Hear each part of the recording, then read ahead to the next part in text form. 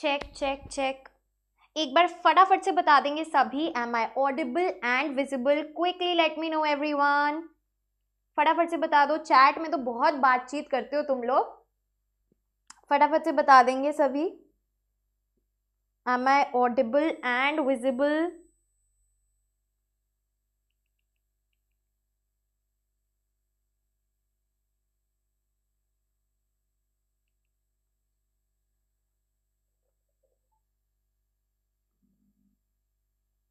Perfect everyone. Yes, we are live. Hi everyone. Hi humans and welcome back to Humanities. आज की video में we are going to cover our chapter Environment and Natural Resources in one shot. Right अपना ये वाला chapter आज हम खल्लास करने वाले हैं। एक बार फटाफट से सब जो है प्रेजेंट लगा देंगे। Quickly quickly quickly present attendance लगा दें। We have Simran, Gagandeep, Kiran, Manika, Prachi, Prashant, Anushka, Chillar, okay सभी आ गए हैं। Very good. Kriti, Michael J lives forever, Daksh, okay everyone, Prachi, Priya, Ayushi. ठीक है भाई, बहुत सारे बच्चों ने अटेंडेंस लगा दी है, सभी प्रेजेंट है। वाह, बहुत अच्छे बहुत अच्छे। द जोश इज वेरी हाई। बहुत बढ़िया, काफी अच्छी अटेंडेंस लग गई है, बहुत अच्छे। फुल अटेंडेंस है आज तो, फुल अटेंडेंस, बहुत अच्छे। चलिए तो पहले इस चैप्टर के बारे में मैं थोड़ा सा आपको समझा दूं। बहुत बोरिंग चैप्टर लगता है हम सभी को, मैं जानती हूँ, क्योंकि बहुत ज्यादा ना बेसिक चीजें हैं यार इन्वायरमेंट को लेके, है ना। लेकिन इसमें कुछ कुछ टॉपिक्स हैं जो बहुत इंपॉर्टेंट है और वहीं से जो क्वेश्चंस है वो उठ के आते हैं। तो हम उन टॉपिक्स पे जो सबसे इंपॉर्टेंट है उन पे ज्यादा ध्यान देंगे इस रिवीजन के दौरान, और जो हमें पता होना चाहिए कीवर्ड्स उन पे। ठीक है, जो बाकी की इंफॉर्मेशन है जहां मेरे को लगेगा रेलेवेंट नहीं है वहां ज्यादा एक्सप्लेनेशन में नहीं घुसेंगे, क्योंकि हमारे काम की वो चीज नहीं है। हमें स्मार्ट वर्क करना होगा इस चैप्टर को लेके। समझ गए सभी बात, हाँ या ना? फटाफट से जो है थम्स अप मुझे चैट में दे देंगे क्विकली एवरीवन। फटाफट से ये देखो, ऑलरेडी जो इंपॉर्टेंट टॉपिक्स हैं वो चैट में लिख दिए हैं यशस्वी ने। Kyoto protocol, very good. अच्छा तुम सब एक बार बताओ क्या लगता है क्या इंपॉर्टेंट है इस चैप्टर से? फटाफट चैट में लिख दो एक बार क्विकली एवरीबॉडी। बहुत बढ़िया, ठीक है जी। चलिए तो हम जो ये चैप्टर है इसमें मोस्ट इंपॉर्टेंट टॉपिक्स पे ज्यादा फोकस करेंगे, लेकिन पूरा चैप्टर अच्छे से रिवाइज करने वाले हैं, तो टेंशन बिल्कुल भी नहीं लेनी है। ठीक है जी, बहुत अच्छे। रियो द जेनेरियो, ठीक है। इंडिया स्टैंड क्या है? ओके। एंटी डैम मूवमेंट्स, ठीक है जी। अंटार्कटिका आएगा क्या मैम? बॉक्स में है, रीड कर लेना, अलग से नहीं। ठीक है जी। एजेंडा 21, बहुत बढ़िया। ग्लोबल कॉमन्स, बहुत अच्छे। चलिए तो हम चलते हैं अपने सबसे पहले टॉपिक पे, जो है environmental concerns in global politics. अब बच्चा इस टॉपिक को ना हल्के में मत लेना, क्योंकि पास्ट ईयर क्वेश्चंस में से ये 6 मार्कर में पूछ लिया था, एक पेपर में 6 मार्कर में पूछ लिया कि environmental concerns in global politics क्या है। तो इसमें आपको 6 जो पॉइंट्स है वो पता होने चाहिए। समझ गए बात? आया हुआ है पीवाईक्यू में, हल्के में नहीं लेने का। ठीक है, अब देखो सबका लक लक की बात है। किसी सेट में भाई इसमें पैराग्राफ बेस्ड क्वेश्चन आ जाएगा इस चैप्टर से, किसी सेट में 6 मार्कर भी आ सकता है। सो हमें तैयारी करके चलनी है। तो चलिए जानते हैं क्या कंसर्न्स है, क्या प्रॉब्लम्स है, क्या इश्यूज हैं जो इन्वायरमेंट को हार्म कर रही हैं इन ग्लोबल पॉलिटिक्स, पूरे ग्लोब में, अराउंड द वर्ल्ड। तो चलिए इसमें ना केवल कीवर्ड याद कर लेने हैं आपको और उसके नीचे डेटा लिख देना है, इंफॉर्मेशन पुट कर देनी है। ठीक है, चलो थोड़ा सा जो है अब ठीक है, क्लियर। चलिए, so through out the world cultivable area is बेयरली expanding any more. पहला इशू क्या है, पहली प्रॉब्लम क्या है कि जो कल्टिवेबल एरिया है जहां पे क्या कर सकते हैं, एग्रीकल्चर प्रोडक्टिव हो, राइट, जहां पे हम उस लैंड को यूज कर रहे हैं कल्टीवेशन के लिए, वो अब बढ़ नहीं रहा है, वो अब एक्सपैंड नहीं हो रहा है। पहला प्रॉब्लम ये है।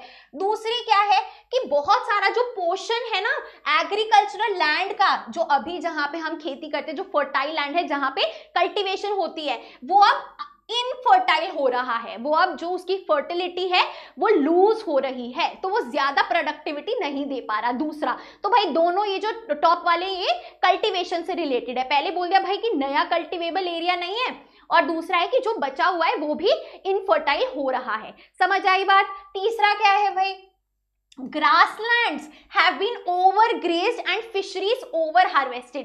तो grasslands यानी कि जो आप समझ लो ग्रास वाला एरिया, ठीक है, ग्रीन एरिया। ओवरग्रेज्ड यानी कि जो कैटल है, राइट, कैटल में क्या क्या आता है फटाफट से चैट में बताओ, राइट, जो चराते हैं घास, तो ओवरग्रेज बहुत ज्यादा चराते हैं जिसकी वजह से वो भी लूज हो रही है। और फिशरीज जो है वो भी ओवर हार्वेस्टेड है।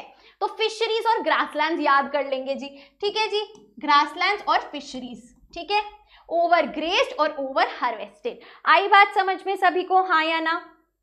बहुत अच्छे। वाटर बॉडीज, अब फोर्थ पॉइंट पे आते हैं हम, वाटर बॉडीज पे। Have suffered extensive depletion. Extensive depletion यानी कि डिप्लीट यानी कि बहुत पुअर स्टेट में। आपने देखा है ना यमुना में झाग है ना, तो जो वाटर बॉडीज है वो बहुत ज्यादा पल्यूटेड हो रही हैं। तो वाटर बॉडीज हमारा नेक्स्ट कीवर्ड है, क्या बोल देंगे भाई? पल्यूशन हो रहा है, ठीक है जी, जिसकी वजह से फूड प्रोडक्शन भी कम हो रहा है, सिवियरली रिस्ट्रिक्टिंग फूड प्रोडक्शन। चलिए number 5, according to Human Development Report 2016 of the United Nations Development Program, UNDP की जो ह्यूमन डेवलपमेंट रिपोर्ट थी 2016 की, उसमें कुछ नंबर्स दिए गए हैं। ये नंबर्स क्या हैं?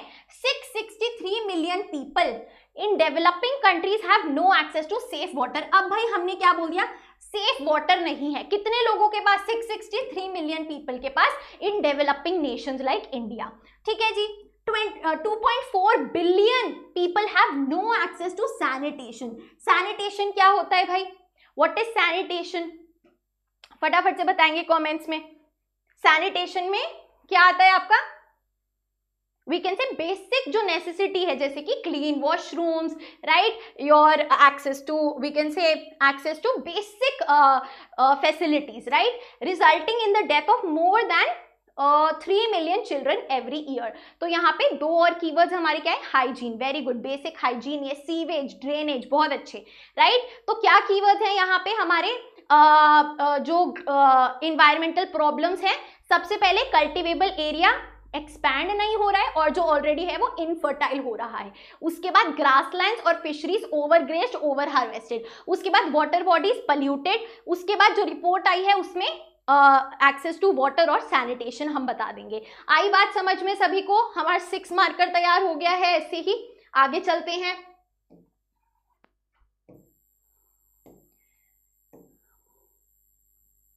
चलिए जी, और इश्यूज कम थोड़ी हैं, बहुत सारे इन्वायरमेंटल इश्यूज हैं, बहुत सारी प्रॉब्लम्स हैं।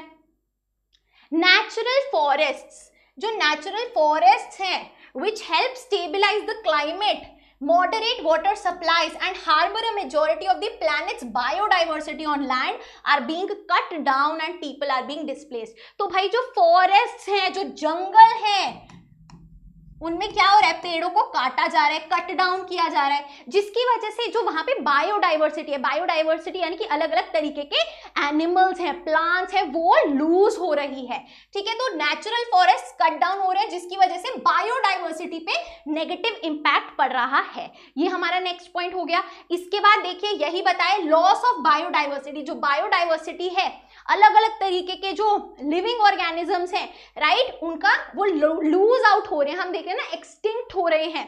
Continues due to the destruction of habitat in areas which are rich in species, या जहां पे वो रहते हैं उन हैबिटेट उन एरियाज को डिस्ट्रॉय किया जा रहा है, राइट। बहुत अच्छे। आगे देखिए भाई, सबसे बड़ा इशू क्या है? ग्लोबल वार्मिंग, है ना। ग्लोबल वार्मिंग क्या है कि भाई जो ओजोन लेयर है ना, अर्थ स्ट्रेटोस्फीयर में, है ना, उसमें छेद हो रहा है, वो डिक्लाइन हो रही है, जिसकी वजह से जो हार्मफुल यूवी रेज है सन की, वो अर्थ पे पड़ रही हैं और ग्लोबल वार्मिंग बढ़ रही है, राइट। उसके बाद देख लो कोस्टल पॉल्यूशन। कोस्टल यानी कि जो कोस्ट होता है, नदी के किनारे, यहाँ पे देखिए कोस्ट है जो, राइट, इधर पॉल्यूशन है। यहाँ पे आप देखोगे हर जगह जहाँ भी लोग जाते हैं वहाँ चिप्स के पैकेट, प्लास्टिक बॉटल्स, राइट, थैला वेला सब फेंक देते हैं, तो कोस्टल पॉल्यूशन हमारा आ गया।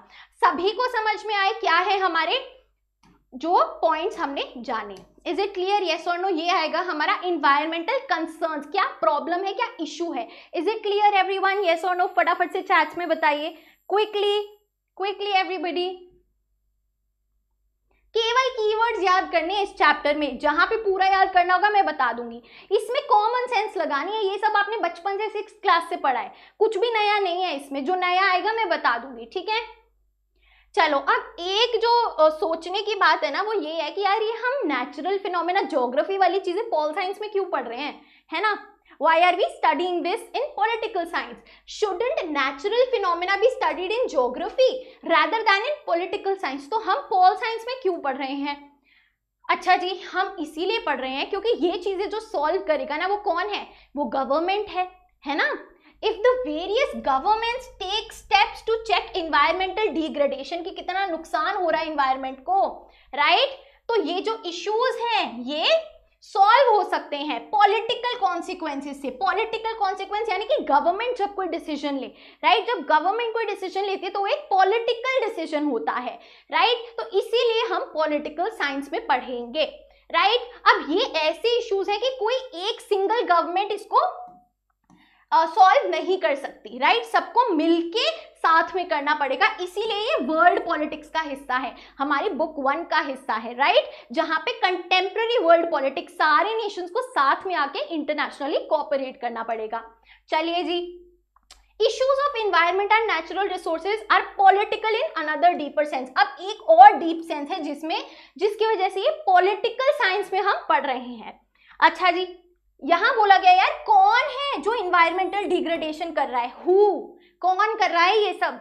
दूसरा, भाई कौन भर रहा है इसका नुकसान, ठीक है, कौन है जो इस सब का, जैसे कि हम अभी पोल्यूशन कर रहे हैं, ठीक है, उसके बाद जो हमारी आगे आने वाली जनरेशन है वो इसका नुकसान भरेगी, टॉक्सिक एयर होगा, है ना, एयर पोल्यूशन होगा, अच्छा वाटर नहीं होगा, राइट। तो कौन है जो इसका प्राइस पे करता है, and who is responsible for taking corrective action, कौन इसको सुधारेगा, एंड भाई who gets to use how much of the natural resources, किसका कितना हिस्सा है इन नेचुरल रिसोर्सेज में। तो ये कुछ ऐसे सवाल हैं जो हम पॉलिटिकल साइंस में इसका मीनिंग जान सकते हैं, ठीक है। All these raise the issue of who wields how much power, किसके पास कितनी पावर है, ये सारा, और पावर जहां पे आ जाए वहां पे पॉलिटिक्स कैसे पीछे रह सकती है।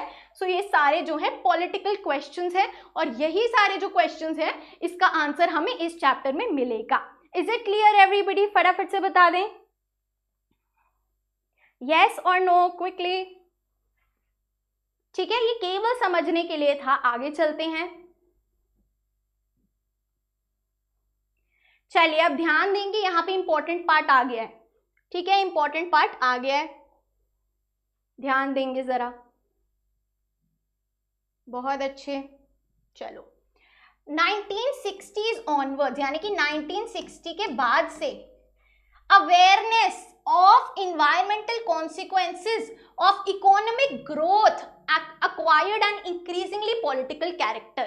तो क्या बोला गया है कि यार 1960 के बाद से ना जो कंट्रीज हैं और जो लोग हैं वो ज्यादा ध्यान देने लगे किस पे, जो इन्वायरमेंटल प्रॉब्लम्स हैं, ये जो इश्यूज हमने पढ़े ना, राइट, इन पे ध्यान देने लगे, जो कि किस वजह से आए हैं, इकोनॉमिक ग्रोथ, डेवलपमेंट की वजह से आए हैं। भाई फैक्ट्रीज में से जो धुआं आ रहा है वही पोल्यूशन कॉज कर रहा है, और उसी की वजह से फर्दर ये जो हमने कॉन्सिक्वेंसेस पढ़े, इश्यूज पढ़े, ये रेज हो रहे हैं।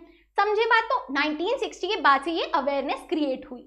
फिर क्या होता है 1972 में, in the year 1972 the Club of Rome, जो कि ग्लोबल थिंक टैंक है, जैसे कि नीति आयोग है वैसे ही, पब्लिश्ड अ बुक, एक बुक उन्होंने निकाली लिमिट्स टू ग्रोथ के नाम से, ठीक है जी, जिसमें उन्होंने ये बताया कि potential depletion of earth's resources against the backdrop of rapidly growing world population, कि हम लोग पॉपुलेशन कितनी जल्दी जो है इंक्रीज हो रही है, और वहीं दूसरे हाथ पे जो हमारे नेचुरल रिसोर्सेज हैं वो कितने ज्यादा डिप्लीट हो रहे हैं और ज्यादा पुअर सिचुएशन में जा रहे हैं, ठीक है जी। यहाँ पे एमसीक्यू आ जाता है, इसीलिए ये इंपॉर्टेंट है। क्लियर एवरीवन, यस और नो? हाँ या ना फटाफट से बताएंगे कमेंट्स में। चलो, international agencies including the United Nations Environment Programme, तो यूएनईपी और बाकी इंटरनेशनल ऑर्गेनाइजेशंस, अब क्या करने लगी, इंटरनेशनल कॉन्फ्रेंसेस होल्ड करने लगी, प्रमोट करने लगी कि भाई सबको जो है कोऑर्डिनेट करना है साथ में और इन इन्वायरमेंटल प्रॉब्लम्स को हटाना है या फिर अंडू करना है जो हमने नुकसान कॉज किया है। जैसे बात करी, अवेयरनेस स्प्रेड हो गई थी तो इंटरनेशनल एजेंसीज भी काम करने लगी इसके लिए। अब यहाँ पे ध्यान देंगे, again very important for your MCQ, 1987 में ब्रंटलैंड रिपोर्ट आती है, ठीक है, ब्रंटलैंड रिपोर्ट आती है जिसका नाम है आवर कॉमन फ्यूचर, जिसमें क्या बताया जाता है, वार्निंग दी जाती है that traditional patterns of economic growth were not sustainable in the long term, especially in view of the demands of the South for further industrial development। तो भाई ब्रंटलैंड रिपोर्ट में क्या बताया गया कि जिस तरीके से हम इकोनॉमिक ग्रोथ कर रहे हैं, कैसे जो डेवलप्ड नेशंस है उन्होंने क्या किया, फटाफट से बताओ, इंडस्ट्रीज डेवलप करी है ना, टेक्नोलॉजी पे फोकस किया, तो उस सबसे बहुत ज्यादा जो इन्वायरमेंट है वो डिग्रेड हुआ। अब वही सेम पैटर्न डेवलपिंग नेशंस करेंगे। साउथ का मतलब यहाँ पे क्या है, ग्लोबल साउथ, यानी कि जो पुअर कंट्रीज हैं, जो डेवलपिंग कंट्रीज हैं, जो अभी स्टेट में हैं डेवलपमेंट के, तो अब वो भी इंडस्ट्रीज, भाई इंडस्ट्रियलाइजेशन करेंगी, है ना, टेक्नोलॉजिकल ग्रोथ करेंगी, डेवलपमेंट करेंगी, तो सेम और ज्यादा जो है पहले जो हुआ इन्वायरमेंटल डिग्रेडेशन वो वापस होगा। तो ये जो तरीका है डेवलपमेंट का, ट्रेडिशनल पैटर्न, ये सस्टेनेबल नहीं है। सस्टेनेबल यानी कि जो we can say sustainable development समझो पहले कि इस तरीके से हम आज के अपने नेचुरल रिसोर्सेज यूज कर रहे हैं कि जो आने वाली जनरेशंस है उनको कोई नुकसान ना हो, राइट। तो हम बहुत सही तरीके से अपने रिसोर्सेज को इस्तेमाल करें, ये सस्टेनेबल होता है। समझे बात? तो ये जो है ब्रंटलैंड रिपोर्ट में बताया गया। This is important for MCQ purpose, right. Clear everyone? आगे चले, हाँ या ना फटाफट से बताएंगे क्विकली। ध्यान नहीं दोगे तो कंफ्यूजन लगेगी, ठीक है।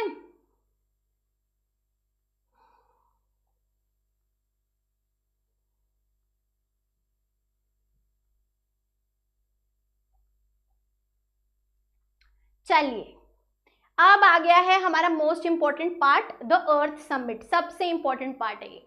जून 1992 में, ध्यान दे दो, यहाँ पे हमेशा एक ना एक क्वेश्चन उठ के आता ही है। जून 1992 में क्या हुआ? The growing focus on environmental issues within the arena of global politics was firmly consolidated। तो सारा ये जो डिबेट चल रही थी, ये जो सब इतने अवेयर थे कि भाई हाँ इन्वायरमेंट को अब हमें सेव करना है, ये सब कुछ कहाँ पे आके वी कैन से डिसाइड हुआ, डिस्कशन हुआ? United Nations conference on environment and development, ठीक है, held in Rio de Janeiro, Brazil, ठीक है। इसी को क्या बोलते हैं? अर्थ समिट बोलते हैं। इसी को क्या बोलते हैं? रियो समिट बोलते हैं, ठीक है जी। रियो, क्योंकि रियो द जेनेरियो ब्राजील में हुआ था, और इसी को अर्थ समिट बोलते हैं। और ये क्या था? United Nations conference on environment and development, ठीक है जी। क्लियर है? यहाँ पे सब साथ आए और सबने जो है इन्वायरमेंटल डिग्रेडेशन पे बात करी, ठीक है। So the summit was attended by 170 states, 170 countries ने ये अटेंड किया। Thousands of NGOs आए and many multinational corporations, बड़ी सारी MNCs भी आई। तो भाई 170 countries plus thousands of NGOs plus MNCs, ठीक है जी। क्लियर यहां तक सभी को, हाँ या ना?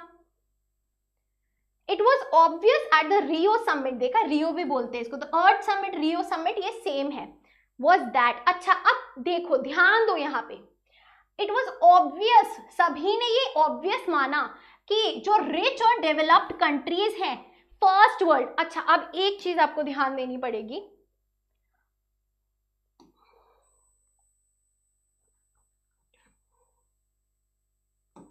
देखिए जरा, one thing to keep in mind, developed, developing countries जो है, डेवलप्ड क्या है? रिच कंट्रीज है, ठीक है जी। डेवलपिंग कंट्रीज कौन सी हैं? पुअर कंट्रीज, ठीक है। इनको क्या बोलते हैं? Global north. इनको क्या बोलते हैं? ग्लोबल साउथ, ठीक है। ध्यान देंगे ताकि कंफ्यूजन ना हो। इनको क्या बोलेंगे? First world. इनको क्या बोलेंगे, थर्ड वर्ल्ड। ठीक है, आगे कोई और सिनोनिम आएगा तो मैं आपको बता दूंगी। आई बात समझ में सभी को?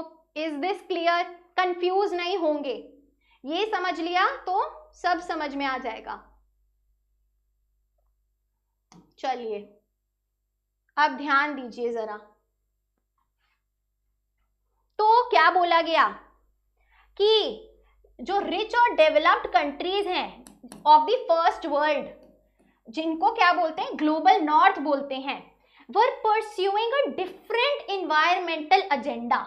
वो ना किसी और चीज पे ज्यादा फोकस कर रही है। एजेंडा यानी कि टॉपिक, इन्वायरमेंट में वो किसी और टॉपिक पे ज्यादा ध्यान दे रही है। और जो पुअर और डेवलपिंग कंट्रीज हैं ऑफ द थर्ड वर्ल्ड, उनको ग्लोबल साउथ बोलते हैं, वो किसी और चीज पे ज्यादा ध्यान दे रही है, किसी और टॉपिक पे ज्यादा ध्यान दे रही है। तो दोनों का जो एजेंडा है वो मिसमैच्ड है, दोनों अलग अलग चीजें सोच रहे हैं when it comes to environment protection. तो the northern states were concerned with ozone depletion and global warming. तो क्या डिफरेंस है, जो ग्लोबल नॉर्थ है वो ओजोन डिप्लीशन, जो ओजोन होल हो रहा है ना, और जो ग्लोबल वार्मिंग बढ़ रही है उस पे वो ज्यादा चिंतित है। और जो सदर्न तो सॉरी, जो सदर्न स्टेट्स हैं, जो ग्लोबल साउथ है, उनको क्या प्रॉब्लम है, उनको इकोनॉमिक डेवलपमेंट और इन्वायरमेंटल मैनेजमेंट के बारे में जानना है कि कैसे हम जो है अब डेवलपमेंट की तरफ चलें और साथ में जो है इन्वायरमेंट को भी प्रोटेक्ट कर पाएं, क्योंकि डेवलप्ड कंट्रीज तो ऑलरेडी इंडस्ट्रियलाइज हो चुके हैं, ये वाली नहीं हुई है। तो दोनों के क्या इश्यूज थे अलग अलग, फटाफट से बता दो। ग्लोबल नॉर्थ का क्या था, ग्लोबल वार्मिंग और ओजोन डिप्लीशन। ग्लोबल साउथ का क्या था भाई, इकोनॉमिक डेवलपमेंट के साथ साथ कैसे हम एनवायरनमेंट को प्रोटेक्ट कर सकते हैं। Is it clear everyone, yes और नो? हाँ या ना फटाफट से बताएंगे, समझ में आ भी रहा है? Quickly quickly.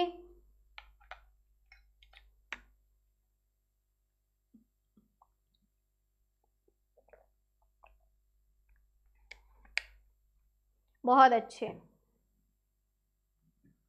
बहुत बढ़िया, वेरी गुड मेरे प्यारे प्यारे बच्चों। अब ध्यान दो जरा,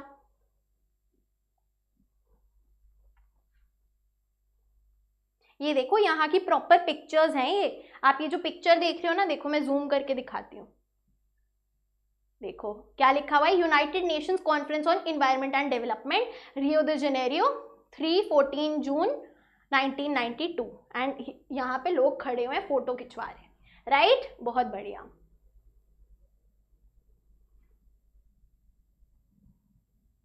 चलिए आगे देखिए, कौन कौन CUET दे रहा है आप में से, फटाफट बता दो एक बार।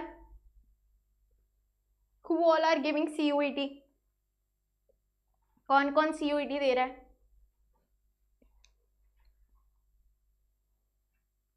ओके ठीक है, काफी सारे बच्चे दे रहे हैं, बहुत बढ़िया। Okay, we have Ankit, Kriti, Yashasvi, okay, Simran, Shweta, Tushar, Priya, Prachi, Khushi, बहुत अच्छे everyone. So every one of you, अभी जैसे ही आपका एग्जाम खत्म होगा CUET का बैच आने वाला है, राइट? तो जो पेड बैच है बच्चा, CUET में अगर कॉलेज चाहिए आपको थोड़ा सा इन्वेस्टमेंट तो अच्छे कोर्स में करना पड़ेगा, ठीक है? तो जो पेड बैच है जिसमें लाइव क्लासेस होंगी हमारी वेबसाइट और ऐप में, वो हम बहुत जल्द निकालेंगे। इंग्लिश लैंग्वेज टेस्ट का भी होगा उसमें, ठीक है? आपका पॉल साइंस हिस्ट्री का भी होगा। So don't worry, stay tuned, क्योंकि बहुत अच्छा जो बैच है CUET में DU के लिए आ रहा है, and in fact for every college जो भी आपका टारगेट है। Clear everybody? तो मैं पहले ही इन्फॉर्म करी हूँ ताकि तुम बाद में ये ना बोलो मैम आपने बताया नहीं था, अभी तो हमने किसी और का ले लिया है, ठीक है? कौन कौन एक्साइटेड है कोर्स के लिए, एक बार फटाफट से बता दो, ठीक है? फटाफट से बता दो एक बार, फिर चलते हैं आगे।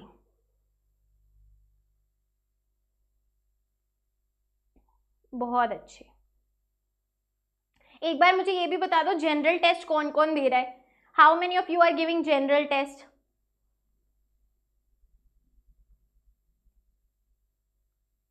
how many of you are giving general test?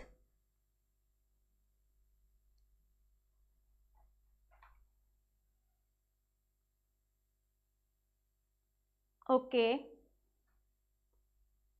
ठीक है।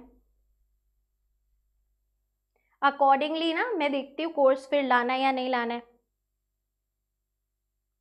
चलो ठीक है, देखते हैं। फाइन, कोई बहुत अच्छा टीचर मिला तो जरूर लाएंगे कोर्स।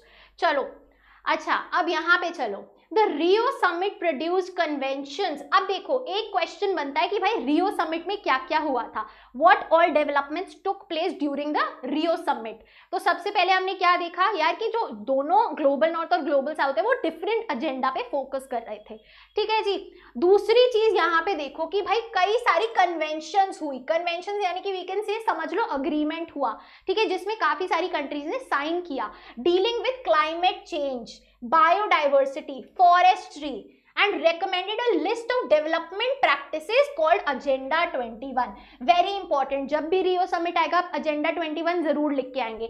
Agenda 21 क्या है, कुछ डेवलपमेंट प्रैक्टिसेस बताई गई, एक लिस्ट दी गई कि आपको ये चीजें करनी है to protect the environment. So that was Agenda 21, keyword है, याद कर लो।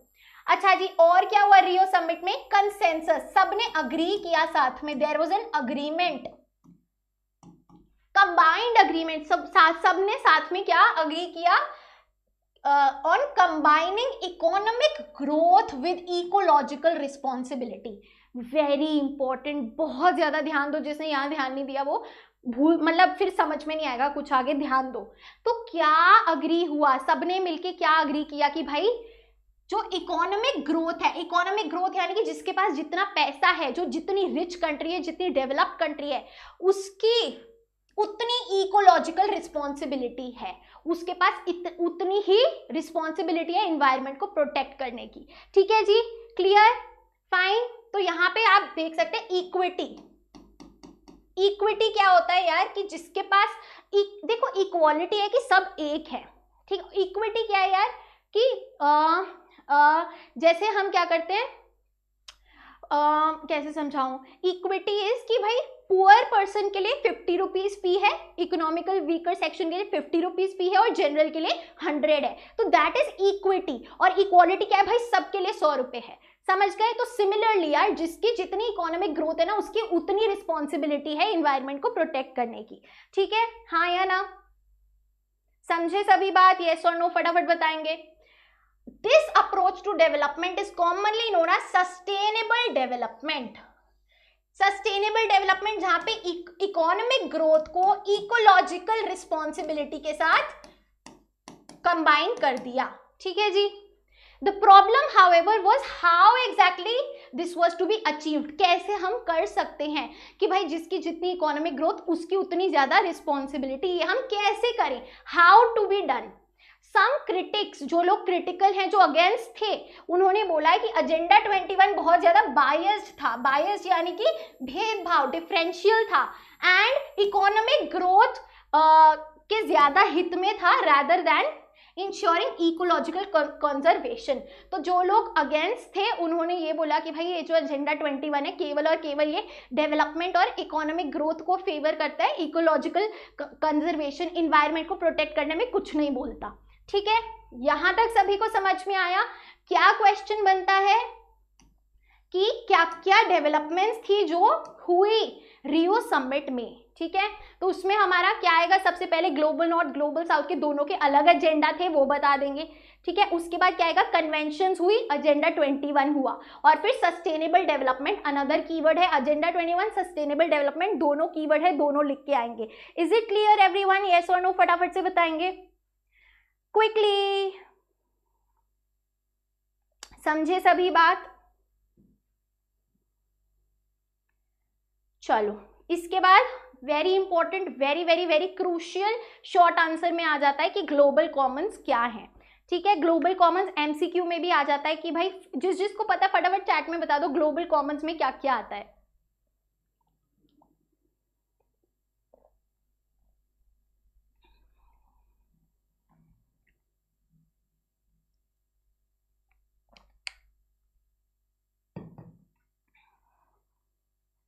बताइए। अंटार्कटिका बहुत अच्छे, ओशन फ्लोर बहुत बढ़िया, और स्पेस बहुत बढ़िया, बहुत अच्छे। तो चलो, ग्लोबल कॉमन्स नाम से क्या समझ में आ रहा है यार? जो कि कॉमन चीज है पूरे ग्लोब के लिए, पूरे वर्ल्ड के लिए, ये कॉमन है, ठीक है, नाम से समझ में आ गया। चलो, और इनको प्रोटेक्ट करना है, इनको बचा के रखना है। ध्यान दो जरा, very important for short answer and MCQ, बहुत इंपॉर्टेंट है। Commons are those resources which are not owned by anyone. किसी एक के ओनरशिप नहीं है उनकी कि तुम्हारा घर है या मेरा घर है, नहीं, but rather shared by a community. सब साथ में, जैसे क्या बोलते हैं हरियाणवी में, साझे में, ठीक है। तो सिमिलरली यहाँ पे क्या है, it is not owned by a person, any particular country और any specific we can say individual और कम्युनिटी, बल्कि सबका साथ में है, as a community, as a whole हम शेयर करते हैं। Is it clear? तो देर आर सम एरियाज और regions of the world which are located outside the sovereign jurisdiction of any one state. sovereign jurisdiction क्या होता है बच्चा? sovereign यानी कि हमारा सेल्फ गवर्नेंस सोवरेंटी होती है कि किसी तीसरे तिगाड़े का जो है हमारे यहाँ कुछ भी डिसीजन नहीं चलेगा, ठीक है। तो सोवरेन और ज्यूरिसडिक्शन यानी कि जैसे मैं पॉलिटिकल साइंस पढ़ा रही हूँ तो पॉलिटिकल साइंस मेरा सब्जेक्ट है तो वो मेरा ज्यूरिसडिक्शन है। जैसे हर एक कोर्ट की ज्यूरिसडिक्शन होती है कि अगर द्वारका डिस्ट्रिक्ट कोर्ट है तो उसके उस डिस्ट्रिक्ट में जो एरियाज आ रहे हैं वही उसके ज्यूरिसडिक्शन में आएंगे। तो ऐसे किसी एक कंट्री या किसी एक रीजन के ज्यूरिसडिक्शन में ये नहीं आते, ये आउटसाइड है किसी भी कंट्री के सोवरेन ज्यूरिसडिक्शन से, ठीक है। And therefore require common governance, इनके लिए कॉमन गवर्नेंस चाहिए, सब साथ में जो है क्या करें, कोऑपरेट करें इनको प्रोटेक्ट करने के लिए। तो कॉमन गवर्नेंस चाहिए बाय द इंटरनेशनल कम्युनिटी। इनको क्या बोला जाता है, वेरी इंपॉर्टेंट, रेस कम्युनिस ह्यूमैनिटाटिस, ठीक है, जो भी प्रोनाउंसिएशन है, ठीक है, रेस कम्युनिस ह्यूमैनिटाटिस, इसमें एमसीक्यू आ जाता है, ठीक है। ये this is another word for global Commons. Is it clear everyone? हाँ या ना, फटाफट से बताइए क्विकली। अब सबसे इंपॉर्टेंट, ग्लोबल कॉमन्स में क्या क्या आता है? अर्थ का एटमॉस्फेयर। अब भाई ऊपर की जो सारी हवा है ना अर्थ की, वो क्या है, सोवरेन ज्यूरिसडिक्शन किसी का नहीं है, सबका कॉमन है, ठीक है। So earth atmosphere is a global common. Is it clear everyone? हाँ या ना। दूसरा अंटार्कटिका। अंटार्कटिका एक कॉन्टिनेंट है, ये भी जो है एक ग्लोबल कॉमन है। The ocean floor. Ocean floor क्या होता है बच्चा, मुझे कौन बताएगा ओशन फ्लोर, फटाफट से बताइए।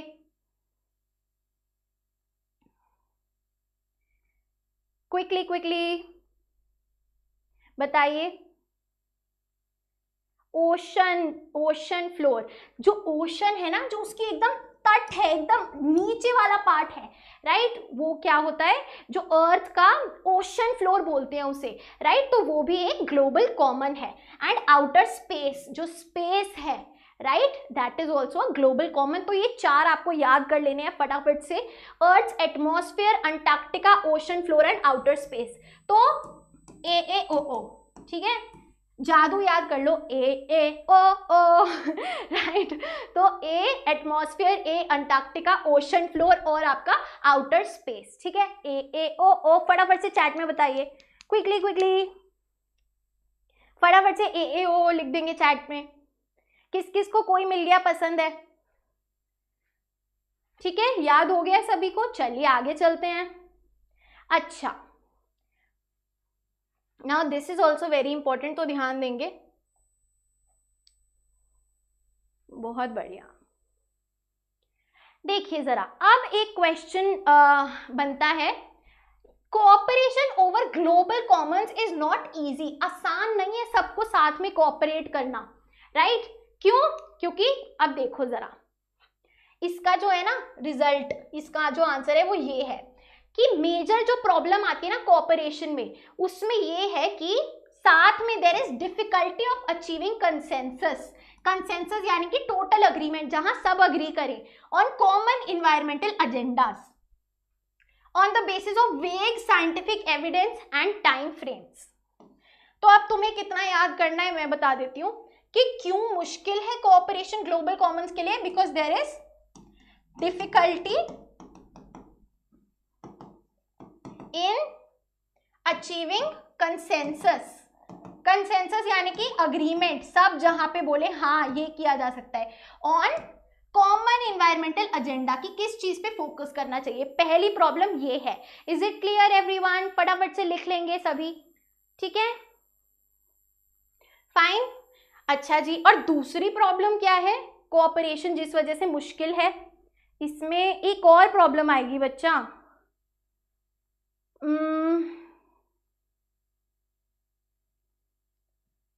इसमें एक और प्रॉब्लम है, मैं आपको लिखवाती हूँ यहाँ पे बुक से, इसमें मेंशन नहीं है but there is one more problem, लिखें क्योंकि वो जरूरी है।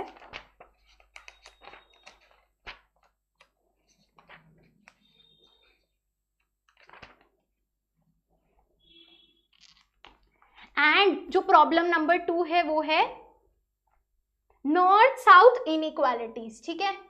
Problem number 2 is north south inequalities, यानी कि जो ग्लोबल नॉर्थ है, जो डेवलप्ड कंट्रीज, और जो ग्लोबल साउथ है, जो डेवलपिंग कंट्रीज है, उनमें इनइक्वालिटी है। क्यों? क्योंकि developed countries, industrial developed countries, जो टेक्नोलॉजी है वही ज्यादा साथ देती है इन चीजों तक पहुंचने में, ओशन फ्लोर तक पहुंचने में, स्पेस तक पहुंचने में और ध्यान रखने में। So technology and economic development is required to take care of the global commons, जो कि ग्लोबल नॉर्थ के पास ज्यादा है। तो समझ गए दो प्रॉब्लम्स क्या है कोऑपरेशन में। सबसे पहली है कि कंसेंसस अचीव नहीं हो पाता है इन्वायरमेंटल एजेंडा पे, एंड दूसरी है north south inequalities. Is it clear everyone? Yes और नो? फटाफट से चैट में बता देंगे, बताइए जरा। बहुत बढ़िया, चलो ठीक है। अच्छा जी, अब इससे पहले जो हमने एक चीज स्किप करी वो है कि क्या सक्सेसफुल अग्रीमेंट्स रहे हैं ग्लोबल कॉमन्स की कोऑपरेशन में। तो सबसे पहले आएगा 1959 का अंटार्कटिक ट्रीटी, ठीक है, 1959 अंटार्कटिक ट्रीटी। उसके बाद 1987 मॉन्ट्रियल प्रोटोकॉल, और उसके बाद 1991 अंटार्कटिक इन्वायरमेंटल प्रोटोकॉल। ये क्या है? ये सक्सेसफुल अग्रीमेंट्स रहे हैं जिनके थ्रू ग्लोबल कॉमन्स को जो है कोऑपरेट कर पाए हैं the international arena. Is it clear? बहुत अच्छे, आगे चलते हैं। ऑल्सो जो हमारा अंटार्कटिका वाला बॉक्स है, इट्स अ प्लस बॉक्स, तो ये नहीं आएगा एग्जाम में। अंटार्कटिका वाला प्लस बॉक्स है तो नहीं आएगा, ये इंफॉर्मेशन है यार, मैं साइड हो रही हूँ, रीड कर लेंगे, कुछ भी नहीं है इसमें, ठीक है, नॉट दैट रेलेवेंट, ठीक है। ये भी उसी का पार्ट है बॉक्स का, आपके सिलेबस में मेंशन है, जो प्लस बॉक्सेस हैं वो नहीं आएंगे, ठीक है। अब चलते हैं नेक्स्ट मोस्ट इंपॉर्टेंट टॉपिक पे, जो क्या है? Common but differentiated responsibilities. सभी ध्यान देंगे, कॉमन बट डिफरेंशिएटेड रिस्पॉन्सिबिलिटीज। इस टॉपिक से हम क्या समझ पा रहे हैं कि सबकी कॉमन रिस्पॉन्सिबिलिटी है, ठीक है, सबकी एक रिस्पॉन्सिबिलिटी है, लेकिन अलग अलग भी है, डिफरेंशिएटेड है, किसी की ज्यादा है और किसी की कम है। This is very very very important, आपका 6 मार्क्स में पूछा जाता है, ठीक है। सबसे इंपॉर्टेंट पार्ट अगर मैं कहूँ इस चैप्टर का तो ये है, क्योंकि इसको समझना पड़ेगा, ठीक है। ध्यान दें अब जरा, बहुत इंपॉर्टेंट है, तो बिल्कुल भी सारी नोटिफिकेशन ऑफ कर दो, 100% कॉन्सेंट्रेशन स्क्रीन पे होना चाहिए, ठीक है। चलो, बहुत इंटरेस्टिंग टॉपिक है, एकदम सही कहा है कृति ने, एकदम सही, बहुत इंटरेस्टिंग है, ध्यान से सुनोगे मजा आएगा। तो देखो, जो डेवलप्ड कंट्रीज हैं, यानी कि जो ग्लोबल नॉर्थ हैं, वो क्या डिस्कस करना चाहती हैं? They want to discuss the environmental issue as it stands now, कि भाई जो आज के दिन प्रॉब्लम्स है ना उसको डिस्कस किया जाए now. They want everyone to be equally responsible, सबकी सेम जिम्मेदारी होनी चाहिए इन्वायरमेंट को कंजर्व करने के लिए, प्रोटेक्ट करने के लिए। लेकिन जो डेवलपिंग कंट्रीज हैं, ग्लोबल साउथ है, वो क्या बोलता है? वो बोलते हैं कि भाई डेवलप तुम हो गए, इंडस्ट्रियलाइजेशन तुमने कर लिया, धुआं तुमने छोड़ा और भरपाई करें हम। वो बोलते हैं कि भाई ये जो इकोलॉजिकल डिग्रेडेशन है, ये जो इन्वायरमेंटल पॉल्यूशन है, ये किसका प्रोडक्ट है? ये है इंडस्ट्रियल डेवलपमेंट का नतीजा, जो कि डेवलप्ड कंट्रीज ने करी है। तो भाई हम क्यों भरपाई करें? ठीक है जी, समझ गए बात। So if developed countries have caused more degradation, उन्होंने ज्यादा पोल्यूशन किया है तो उन्हें ज्यादा भरपाई भी करनी चाहिए, उन्हें ज्यादा रिस्पॉन्सिबिलिटी उनकी है for undoing the damage now. समझ में आ गई बात, हाँ या ना? यस और नो फटाफट से बता दे, बता दो क्विकली।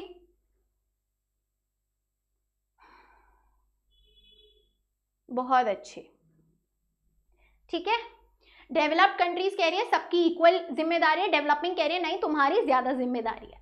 चलिए, तो the Rio declaration eight the earth summit इन 1992, तो भाई वही सेम अर्थ समिट जो रियो समिट है 1992 का, उसमें Rio declaration, right, the Rio declaration, इसने क्या ले डाउन किया? Principle of common but differentiated responsibilities. इसका मतलब है सबकी तो जिम्मेदारी है लेकिन अलग अलग जिम्मेदारी है, किसी की ज्यादा है किसी की कम है। समझ गए बात? तो यहाँ पे क्वेश्चन पूछा जाएगा, what do you understand by the principle of common but differentiated responsibility? तो ध्यान दें क्या है, that the developing countries are in process of industrialisation and they must not be subjected to the same restrictions which apply to the developed countries। देखो अब जब convention होती है ना क्लाइमेट चेंज के लिए, एनवायरनमेंट प्रोटेक्शन के लिए, तो उसमें रिस्ट्रिक्शन लगाई जाती है कि भाई आप इतने से ज्यादा जो है gas emissions, green house gas emissions नहीं करेंगे, ठीक है, इससे ज्यादा आप पोल्यूशन नहीं कर सकते, इंडस्ट्रियलाइजेशन नहीं कर सकते। तो डेवलपिंग कंट्रीज कह रही है कि भाई अभी तो हम इंडस्ट्रियलाइजेशन के प्रोसेस में हैं, हम डेवलप्ड से डेवलपिंग बन रहे हैं, तो नहीं, डेवलपिंग से डेवलप्ड बन रहे हैं, तो हम पे सेम वो रिस्ट्रिक्शंस मत लगाओ जो आप डेवलप्ड पे लगा रहे हो। समझे बात? ठीक है। और जो हमारी स्पेशल नीड्स हैं डेवलपिंग कंट्रीज की, उसको ध्यान में रखा जाए, ठीक है, डेवलपमेंट एप्लीकेशन और interpretation of rules of international environment law में। तो हमें स्पेशल जो है नीड्स, स्पेशल नीड्स पे ध्यान दिया जाए और अकॉर्डिंगली हम पे जो कन्वेंशन है वो लगाई जाए। इज इट क्लियर एवरीवन, हाँ या ना? फटाफट से बताए, ठीक है।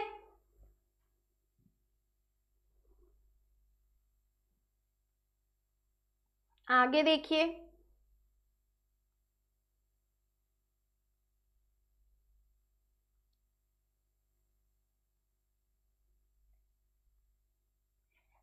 अब रियो डिक्लेरेशन बोलता क्या है एक्चुअली, ध्यान दो, बहुत इंपॉर्टेंट है।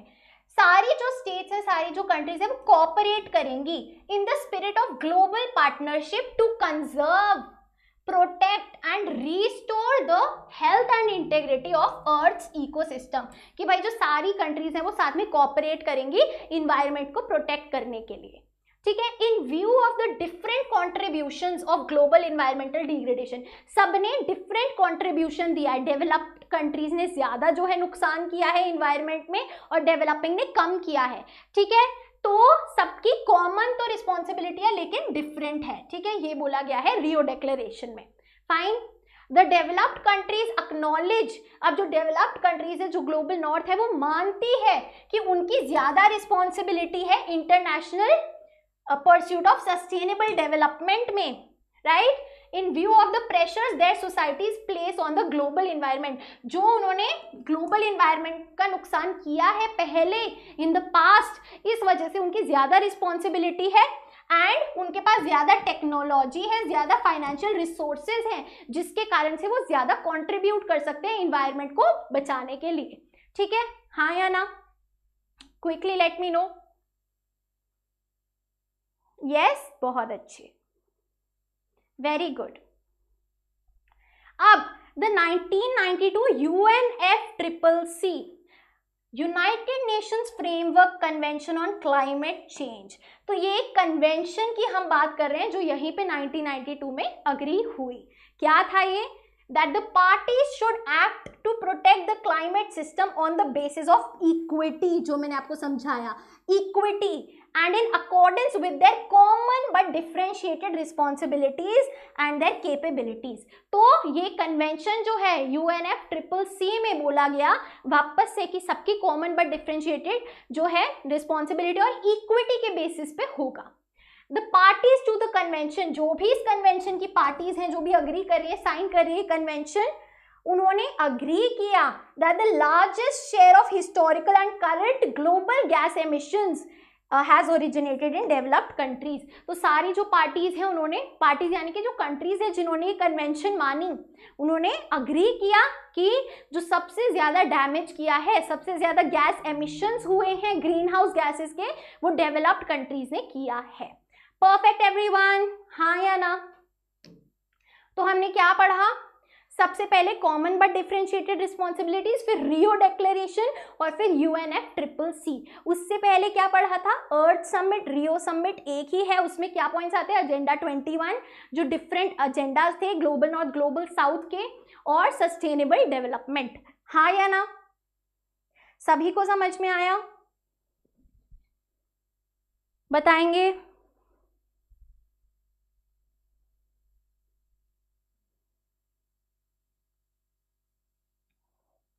बहुत अच्छे। अब आते हैं एक और कीवर्ड पे जो कि है क्योटो प्रोटोकॉल। ध्यान देंगे, अब जरा ध्यान से देखो। क्योटो कहाँ पे है? जापान में है, ठीक है। So it was also acknowledged that per capita emissions in developing countries are still relatively low. तो भाई सबने ये भी माना कि हाँ, आज के दिन भी इवन नाउ जो डेवलपिंग कंट्रीज है, ग्लोबल साउथ है, उनका जो पर कैपिटा गैस एमिशंस है ना, जो ग्रीन हाउस गैस एमिशंस वो छोड़ रहे हैं, वो अभी भी बहुत कम है as compare to the global north, to the developed countries, ठीक है। So China, India and other developing countries were exempted, exempted यानी कि उनको इंक्लूड नहीं किया, छोड़ दिया गया था from the requirements of Kyoto protocol. तो क्योटो प्रोटोकॉल में developing nations like India, China को इंक्लूड नहीं किया गया था, क्योंकि तब माना गया था कि अभी भी ये जो पोल्यूशन कर रहे हैं बहुत कम है, ठीक है जी, हाँ या ना? आप ध्यान देखो, the Kyoto protocol was agreed to in 1997। तो 1997 में क्योटो प्रोटोकॉल हुई in Japan based on the principles of UNFCCC। जो UNFCCC कन्वेंशन हमने पढ़ी उसी के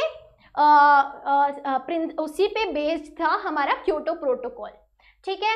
ये क्या था? एक इंटरनेशनल अग्रीमेंट था जिसमें टारगेट्स, बहुत इंपॉर्टेंट है, what was the Kyoto Protocol? एक इंटरनेशनल अग्रीमेंट जिसमें टारगेट्स सेट करे गए, ठीक है, हर एक कंट्री के लिए, for industrialised countries to cut their green house gas emissions, कि आपको इतने परसेंटेज से जो अपना पोल्यूशन है, जो ग्रीन हाउस गैस एमिशंस आप छोड़ रही हैं आपकी इंडस्ट्रीज, वो कम कर देना है। तो टारगेट्स दिए गए थे क्योटो प्रोटोकॉल में, ठीक है जी। Certain gases like carbon dioxide, methane, hydrofluorocarbons are considered at least partly responsible for global warming. तो इन जो गैसेस पे है आपको कट करना है, और इन्हीं की वजह से, क्योंकि ग्लोबल वार्मिंग होती है, अर्थ का जो टेम्परेचर है वो राइज होता है, और जिसकी वजह से बहुत ज्यादा खतरनाक कॉन्सिक्वेंसेस अर्थ को फेस करने पड़ते हैं। So this was the Kyoto protocol. सभी को समझ में आया, हाँ या ना? What was the Kyoto protocol everyone? मुझे 2-3 कीवर्ड्स दे दो यहां से चैट में, ताकि आपको याद हो जाए what was the Kyoto protocol.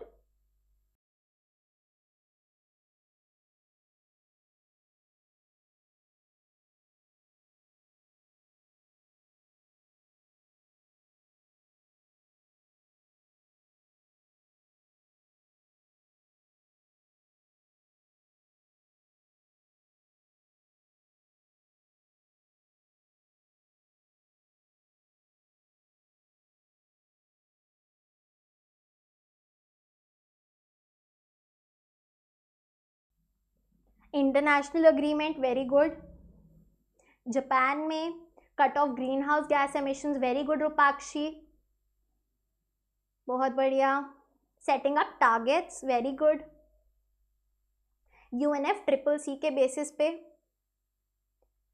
बहुत बढ़िया। Very good. Yeah, so these are the keywords.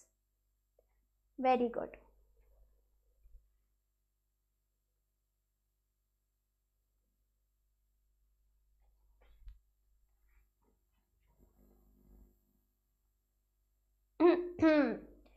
अच्छा, अब बहुत ध्यान से एक बात सुनना, आपको कंफ्यूज नहीं होना है। कॉमन प्रॉपर्टी रिसोर्सेज और ग्लोबल कॉमन्स के बीच में मत होना कंफ्यूज, क्योंकि कई बार मैं आंसर राइटिंग टेस्ट सीरीज में चेक करती हूँ बच्चों का पेपर, उसमें वो गलत आंसर दे देते हैं।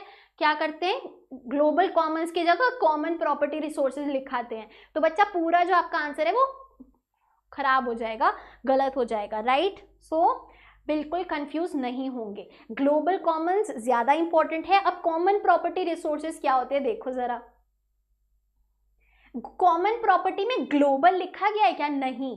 तो कॉमन प्रॉपर्टी किसी कम्युनिटी की होती है, ठीक है, कुछ लोगों के साथ में कॉमन है, ग्लोबली कॉमन नहीं है। समझ गए बात, ये डिफरेंस है।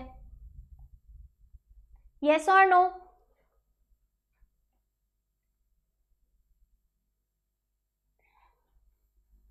सो common property represents common property for the group, एक ग्रुप या कम्युनिटी के लिए कॉमन है वो प्रॉपर्टी, ठीक है। सो जो मेंबर्स हैं उस ग्रुप के, उनके पास राइट्स हैं और ड्यूटीज हैं उस प्रॉपर्टी को लेके, ठीक है, कि भाई क्या वो प्रॉपर्टी है, कैसे हमें यूज करनी है, कैसे उसको मेंटेन करेंगे, ठीक है जी, क्लियर, बहुत अच्छे। अच्छा, अब इसका एग्जाम्पल अगर हम देखें क्या होगा कॉमन प्रॉपर्टी का एग्जाम्पल, भाई कोई पब्लिक वॉशरूम है, ठीक है, कोई होटल की लॉबी है, राइट, आपके घर का लिविंग रूम है, वो एक कॉमन प्रॉपर्टी है, जो मेंबर्स हैं घर के वो उसमें आके बैठ रहे हैं, समझ गए बात, तो ये कॉमन प्रॉपर्टी हो गई।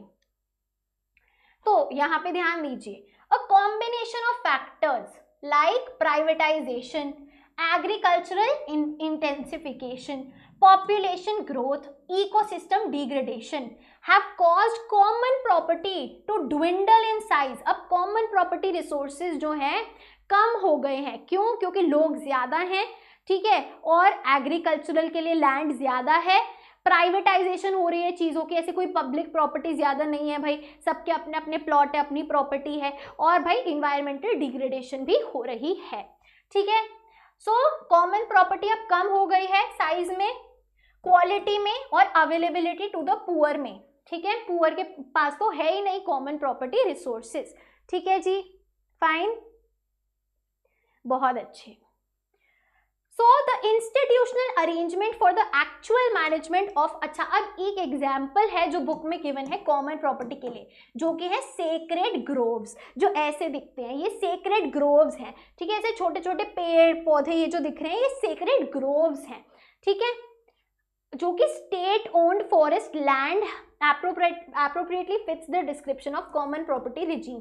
तो ये जो सेक्रेड ग्रोव्स है, सेक्रेड यानी कि कुछ जो आपके लिए वी कैन से प्योर है, सेक्रेड है यानी कि आपके लिए उसकी कोई रिलीजियस सिग्निफिकेंस है, राइट, होली है आपके लिए। तो जो सेक्रेड ग्रोव्स हैं, ऐसे जो लैंड है, ये स्टेट ओन्ड फॉरेस्ट लैंड होता है और इसे कॉमन प्रॉपर्टी माना जाता है, ठीक है, साउथ इंडिया में ये बहुत ज्यादा प्रेवलेंट है। So along the forest belt of south India, sacred groves have been traditionally managed by village communities। Village में जो लोग हैं, विलेज के जो लोग हैं वो सेक्रेड ग्रोव्स को मैनेज करते हैं। तो एग्जाम्पल कॉमन प्रॉपर्टी का क्या आएगा, सेक्रेड ग्रोव्स। सेक्रेड ग्रोव्स क्या है भाई, ऐसे जो फॉरेस्ट एरिया है, ठीक है, क्लियर एवरीवन, हाँ या ना?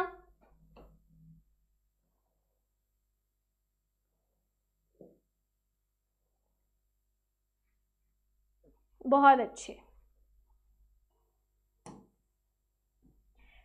सेक्रेड ग्रोव्स का भी आई थिंक प्लस बॉक्स में है,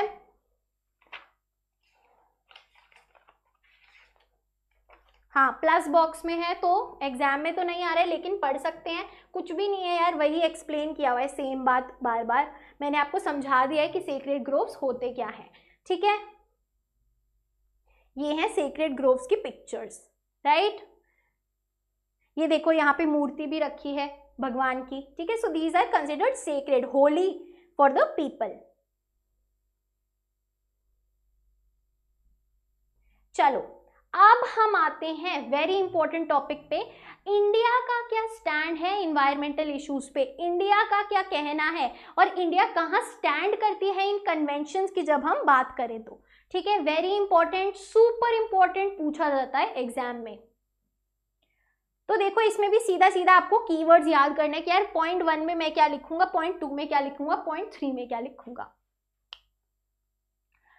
भाई ये जो 1997 क्योटो प्रोटोकॉल हमने देखा कि यार इंडिया और चाइना और बाकी डेवलपिंग नेशंस को इंक्लूड नहीं किया गया था क्योंकि उनके जो पर कैपिटा एमिशंस थे बहुत कम थे, लेकिन 2002 में इंडिया ने ये इसमें शामिल हो गया, ठीक है। So India signed and ratified the 1997 Kyoto protocol in August 2002, right. तो जब इंडिया भी काफी डेवलपमेंट की ओर चल रहा था, राइट, जब हम उस स्केल में आ गए कि हाँ भाई हम भी ग्रीन हाउस गैस एमिशंस कर रहे हैं, तो हम भी क्योटो प्रोटोकॉल का हिस्सा बन गए, जहाँ पे हमें भी टारगेट्स दिए गए कि आपको कट करना है।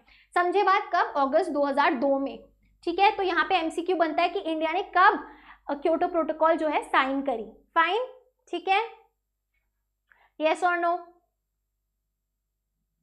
चलो, so India, China and other developing countries were exempt from the requirements of Kyoto Protocol, जो हमने पढ़ा है ना, हाँ या ना। तो बाद में जो है 2002 में रैटिफाई कर लिया था। अब देखिए, तो पहला पॉइंट क्या आएगा इंडिया के स्टैंड में कि भाई हमने खुद से क्योटो प्रोटोकॉल जो है साइन कर लिया था 2002 में। दूसरा पॉइंट क्या आएगा, जो ग्रुप ऑफ 8 मीटिंग हुई, जो G8 मीटिंग हुई जून 2005 में, वहां पे इंडिया ने पॉइंट आउट किया, इंडिया ने ये बोला कि जो पर कैपिटा एमिशन रेट्स हैं ऑफ डेवलपिंग कंट्रीज वो अभी भी केवल एक टाइनी फ्रैक्शन है as compare to the developed world, कि अभी भी भाई जून 2005 में भी जो डेवलपिंग कंट्रीज के पर कैपिटा गैस एमिशन है वो बहुत कम है as compare to the developed nations, ये बोला, ठीक है जी। तीसरा पॉइंट देखिए, following the principle of common but differentiated responsibilities, India is of the view. तो भाई ये अब हम बता देंगे कि जो कॉमन बट डिफरेंशिएटेड रिस्पॉन्सिबिलिटी वाला है उसमें भी इंडिया साथ है, इंडिया सपोर्ट करती है, राइट, कि जो मेजर रिस्पॉन्सिबिलिटी है वो डेवलप्ड कंट्रीज की है, राइट, क्योंकि उन्होंने बहुत समय से जो है पॉल्यूशन किया है। तो तीसरे पॉइंट में हमने कॉमन बट डिफरेंशिएटेड रिस्पॉन्सिबिलिटी पे इंडिया का स्टैंड बता दिया कि भाई साथ में सपोर्ट करती है, ठीक है जी। फोर्थ पॉइंट देखिए, India's international negotiating position relies heavily on principles of historic responsibility as enshrined in UNFCCC। अब भाई फोर्थ पॉइंट में हमने क्या किया, फोर्थ पॉइंट में हमने UNFCCC कीवर्ड डाल दिया और बोला कि भाई इंटरनेशनल जो हम डिस्कशन करते हैं, कंट्री से बातचीत करते हैं, नेगोशिएट करते हैं, तो हम UNFCCC के बेसिस पे करते हैं, सिंपल, ठीक है। 4 कीवर्ड पकड़े और 4 पॉइंट लिख दिए, पहले में क्योटो प्रोटोकॉल, दूसरे में कि भाई अभी भी डेवलपिंग कंट्रीज का टाइनी फ्रैक्शन है, G8 मीटिंग में बोला था, तीसरे में कॉमन बट डिफरेंशिएटेड और चौथे में UNFCCC। समझ गए बात, हाँ या ना? हो गया ना आंसर, यहाँ पे 4 पॉइंट्स बन गए, यस और नो। चलो अब यहाँ पे वेरी इंपॉर्टेंट, यहाँ पे एक क्वेश्चन बनता है कि इंडियन गवर्नमेंट ने क्या किया है, क्या स्टेप्स लिए हैं, क्या पॉलिसीज ली हैं टुवर्ड्स इन्वायरमेंटल प्रोटेक्शन। तो ये वाला अलग आंसर बनता है और इसके ये पॉइंट्स हैं। The Indian government is already participating in global efforts through a number of programmes. सबसे पहले बताएंगे India national auto fuel policy, जो कि cleaner fuels for vehicles use करे जाए बोलती है, ठीक है, नेशनल ऑटो फ्यूल पॉलिसी। दूसरी क्या है, एनर्जी कंजर्वेशन एक्ट, जो 2001 में पास किया गया था, जिससे एनर्जी को एफिशिएंटली इस्तेमाल किया जाए बोला गया।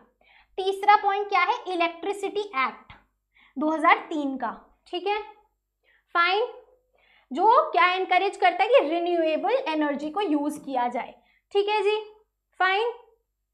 उसके बाद फोर्थ पॉइंट पे आ जाओ, national mission on biodiesel launch किया है, ठीक है जी, जिसमें 11 million hectares of land use किया जाएगा टू प्रोड्यूस बायोडीजल बाय 2011-2012, ये तो याद करना पड़ेगा, ठीक है। पॉइंट नंबर 5 क्या है, पेरिस क्लाइमेट अग्रीमेंट जो है वो इंडिया ने साइन की है, रेटिफाई करी है 2016 में, which is another step towards environmental protection. And point number 6, India has one of the largest renewable energy programs in the world. तो ये 6 points है जो गवर्नमेंट के steps हैं towards environmental protection. You will have to learn them. Is it clear everyone? Yes or no? फटाफट से बताएंगे quickly.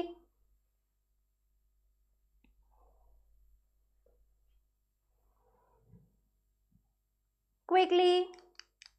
बहुत अच्छे.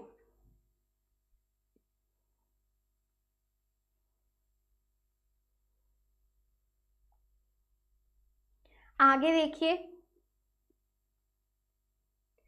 1997 में एक रिव्यू किया गया of the implementation of the agreements at the earth summit in Rio, ठीक है, वाज अंडरटेकन बाय इंडिया. तो इंडिया ने भाई 1997 में एक रिव्यू किया कि जो भी अग्रीमेंट्स तय किए गए थे रियो समिट में क्या वो एक्चुअल में लागू हो रहे हैं, राइट? जिसमें हमने क्या फाइंड किया, क्या कंक्लूड किया, that there had been no meaningful progress, कि असल में भाई 1997 तक कोई प्रोग्रेस नहीं हुई with respect to transfer of new and additional financial resources and environmentally sound technology on concessional terms to developing nations. तो भाई इधर क्या तय किया गया था कि जो डेवलप्ड नेशंस हैं, जो ग्लोबल नॉर्थ हैं, वो सस्ते दाम पे टेक्नोलॉजी देंगी किसको, डेवलपिंग नेशंस को, राइट, और फाइनेंशियली सपोर्ट करेंगी, ठीक है. लेकिन असल में ऐसा कुछ भी नहीं हुआ. वहां पे डेवलप्ड नेशंस ने केवल अग्री किया था, लेकिन 1997 तक ऐसा कुछ भी नहीं हुआ. ये जो है जब इंडिया ने रिव्यू कंडक्ट किया तो पाया गया, ठीक है. तो ये कंक्लूजन है.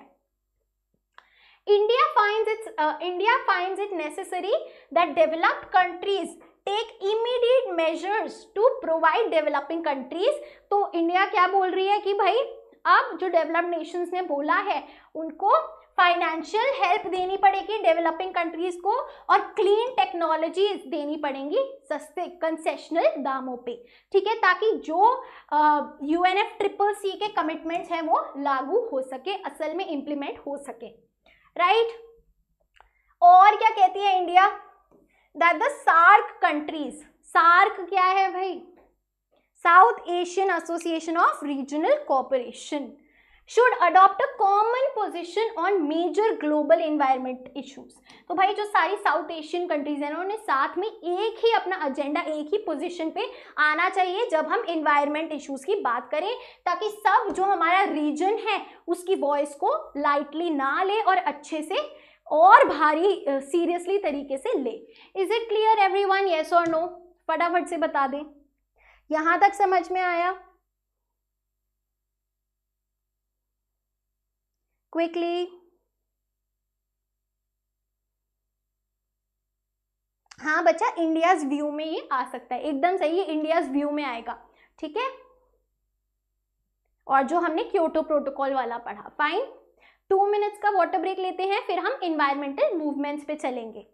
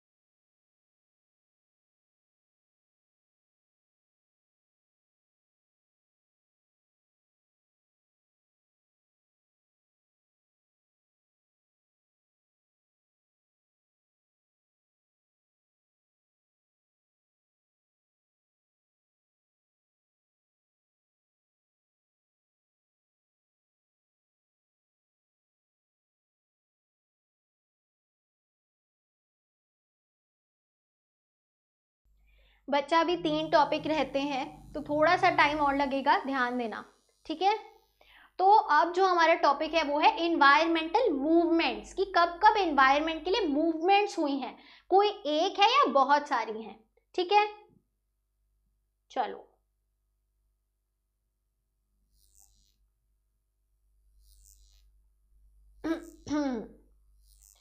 चलिए, some of the most significant responses to this challenge have come not from the governments, भाई गवर्नमेंट ने कोई ऐसी मूवमेंट नहीं करी है, बल्कि groups of environmentally conscious volunteers working in different parts of world.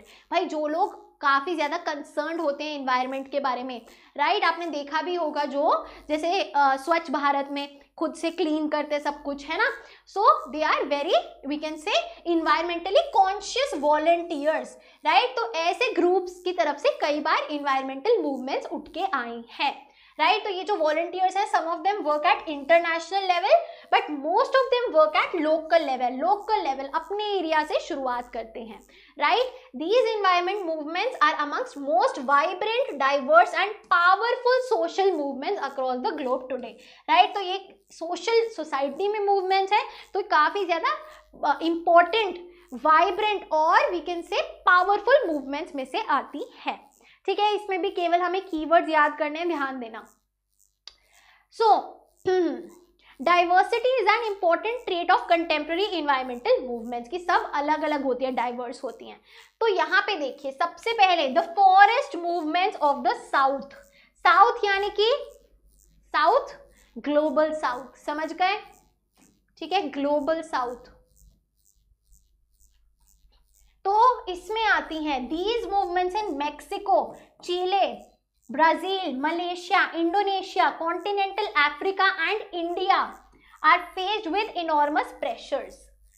The destruction of the world's last remaining grand forests has actually increased in the last few decades. तो भाई सबसे पहले हमने मूवमेंट, इन्वायरमेंटल मूवमेंट में क्या बताया कि भाई जो ग्लोबल साउथ है उसमें फॉरेस्ट मूवमेंट्स होती हैं, ठीक है, जो फॉरेस्ट कट डाउन हो रहा है उसको लेके, और कंट्रीज के एग्जांपल देती है मैक्सिको, चील या चिले जो भी आप बोलते हो, Brazil, Malaysia, Indonesia, Africa and India, ठीक है जी। तो पहला पॉइंट हो गया forest movements in global south, बहुत अच्छे। आगे देखिए, अब दूसरा जो हमारा पॉइंट आएगा, पहले फॉरेस्ट मूवमेंट्स पढ़ा, अब दूसरा जो पॉइंट है वो है movements against the minerals industry. जो मिनरल्स की इंडस्ट्री है उसके खिलाफ जो इन्वायरमेंटल मूवमेंट्स होती हैं, ठीक है। It is one of the most powerful forms of industry on the planet. तो यहाँ पे देखेंगे जरा, एक कहानी आएगी, आई थिंक, हाँ, Australia based, yes. So a large number of economies of the South, global South में काफी सारी जो इकोनॉमीज है वो खुल रही हैं मल्टीनेशनल कॉरपोरेशंस के थ्रू। क्यों? क्योंकि अब लिबरलाइजेशन हो गया है ग्लोबल इकोनॉमी का, यानी कि जो ट्रेड है वो आसान हो गया है, राइट। उतने ज्यादा ट्रेड रिस्ट्रिक्शंस, ट्रेड बैरियर्स नहीं है, कम टैक्स लगता है, राइट। एलपीजी जब से चालू हुआ है, तो भाई जो मिनरल इंडस्ट्री है ना, वो कैसे हमारे इन्वायरमेंट को पल्यूट करती है या फिर डिग्रेड करती है। देखिए जरा, एक्सट्रैक्शन ऑफ अर्थ, भाई जो मिनरल्स है वो अर्थ को खोद के निकाले जाते हैं, एक्सट्रैक्शन ऑफ अर्थ होता है, केमिकल्स का इस्तेमाल होता है, पल्यूशन होता है वाटरवेज और लैंड का, ठीक है। और जो वेजिटेशन है, राइट, जो वहाँ पे कल्टीवेशन हो रखी है उसको भी हटाया जाता है ना, क्लियर किया जाता है ताकि अर्थ को खोदा जाए, एंड इस वजह से जो कम्युनिटीज वहाँ रहती है वो भी डिस्प्लेस होती हैं। So these are the negative effects of the mineral industry, जिसकी वजह से मूवमेंट्स होती हैं against the mineral industry. Is it clear everyone, हाँ या ना? क्विकली,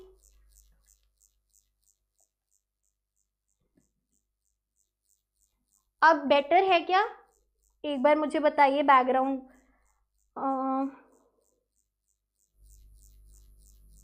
यार मुझे बता दिया करो जब कोई प्रॉब्लम हो ना, ताकि मुझे पता चल जाए, so that I can fix it. तुम नहीं बताओगे तो मुझे कैसे पता चलेगा? बेटर है अब?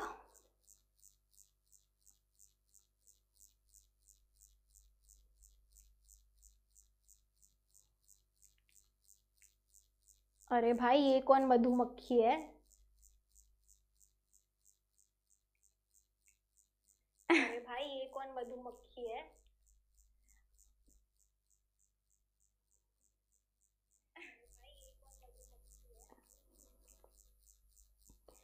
जब मैं बोल रही हूँ तब it's better now, is it better? Is it better as I talk? Yes, चलो ठीक है, लेट्स कंटिन्यू। सो एग्जाम्पल अगर हम मूवमेंट्स की बात करें मिनरल इंडस्ट्री को लेके, तो फिलीपींस जहां पे एक बहुत बड़ा नेटवर्क है ग्रुप्स का, ऑर्गेनाइजेशंस का, जिन्होंने साथ में मिलकर मूवमेंट करी against the West Mining Corporation. West Mining Corporation, ये जो सिंबल है, वेस्ट माइनिंग कॉर्पोरेशन के खिलाफ क्या करी? एक मूवमेंट करी, जो कि एक ऑस्ट्रेलिया बेस्ड मल्टीनेशनल कंपनी थी, ठीक है, जो कि वहां पे माइनिंग एक्टिविटीज करती थी। क्लियर?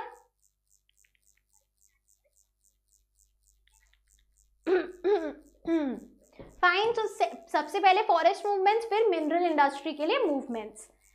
फिर तीसरा जो हमारा टॉपिक आएगा वो है स्ट्रगल्स अगेंस्ट मेगा डैम्स, जो एंटी डैम मूवमेंट्स, ठीक है। इंडिया में सबसे फेमस कौन सा है? फटाफट से चैट में लिख दो, कौन सा है सबसे फेमस?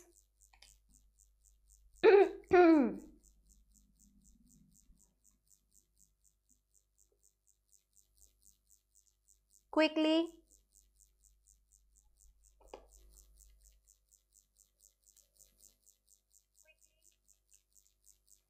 नर्मदा बचाओ आंदोलन। वेरी गुड, बहुत बढ़िया। So increasingly anti-dam movements are pro-river movements for more sustainable and equitable management of river systems and valleys, right? तो river को बचाने के लिए pro-river movements होती हैं, जो anti-dam movements होती हैं, ठीक है जी। अर्ली 1980s में फर्स्ट anti-dam movement हुई, कौन सी? It was launched by the Global North, which was the campaign to save the Franklin River and its surrounding forests in Australia। तो भाई सबसे पहली जो एंटी डैम मूवमेंट थी वो ऑस्ट्रेलिया में हुई for the Franklin river. Clear everyone? हाँ या ना? ठीक है। At present there has been a spurt, यानी कि increase in mega dam building in the global south as well, from Turkey to Thailand to South Africa, from Indonesia to China। अब हर जगह dam building काफी ज्यादा increase हो गई है, right. India has had some leading anti dam movements, जैसे कि नर्मदा बचाओ आंदोलन, राइट। जरूर आप एग्जाम्पल में लिख के आएंगे, सबसे ज्यादा इंपॉर्टेंट है। Fine, so this is all about our third point, movements against dams. Clear? चलो, this is again a plus paragraph, not coming in your exam, पढ़ सकते हो, ठीक है। प्लस वाला आपका बॉक्स है ये, on page number 91 in your new NCERT.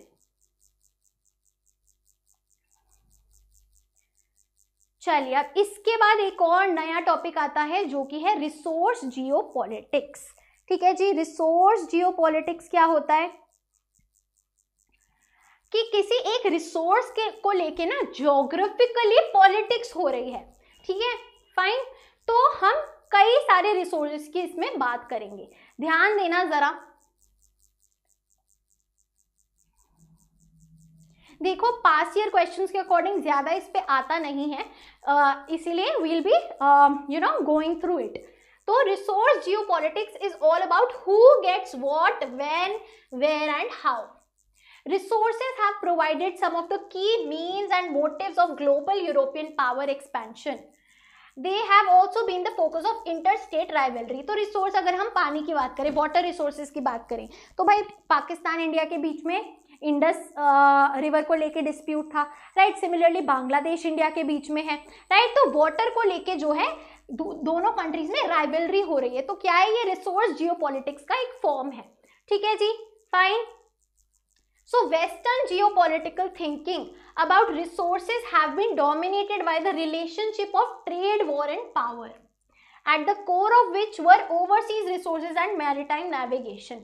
तो भाई वेस्टर्न जियोपॉलिटिकल थिंकिंग में अगर हम बात करें तो ये जो रिसोर्सेज हैं इनको कौन डोमिनेट करता है भाई? जो ट्रेड में सबसे अच्छा है, जो वॉर में पावरफुल है, जिसके पास पावर है, राइट? और भाई जिसके पास ओवरसीज रिसोर्सेज हैं, जैसे कि पहले किसके पास जो है सी है, राइट? सी है तो वहां पे ट्रेड हो रहा है सी के थ्रू, तो किसके पास वो मैरीटाइम नेविगेशन की पावर है, which country can move freely across the ocean, across the sea, उसके पास ज्यादा पावर है, ये बोला गया है।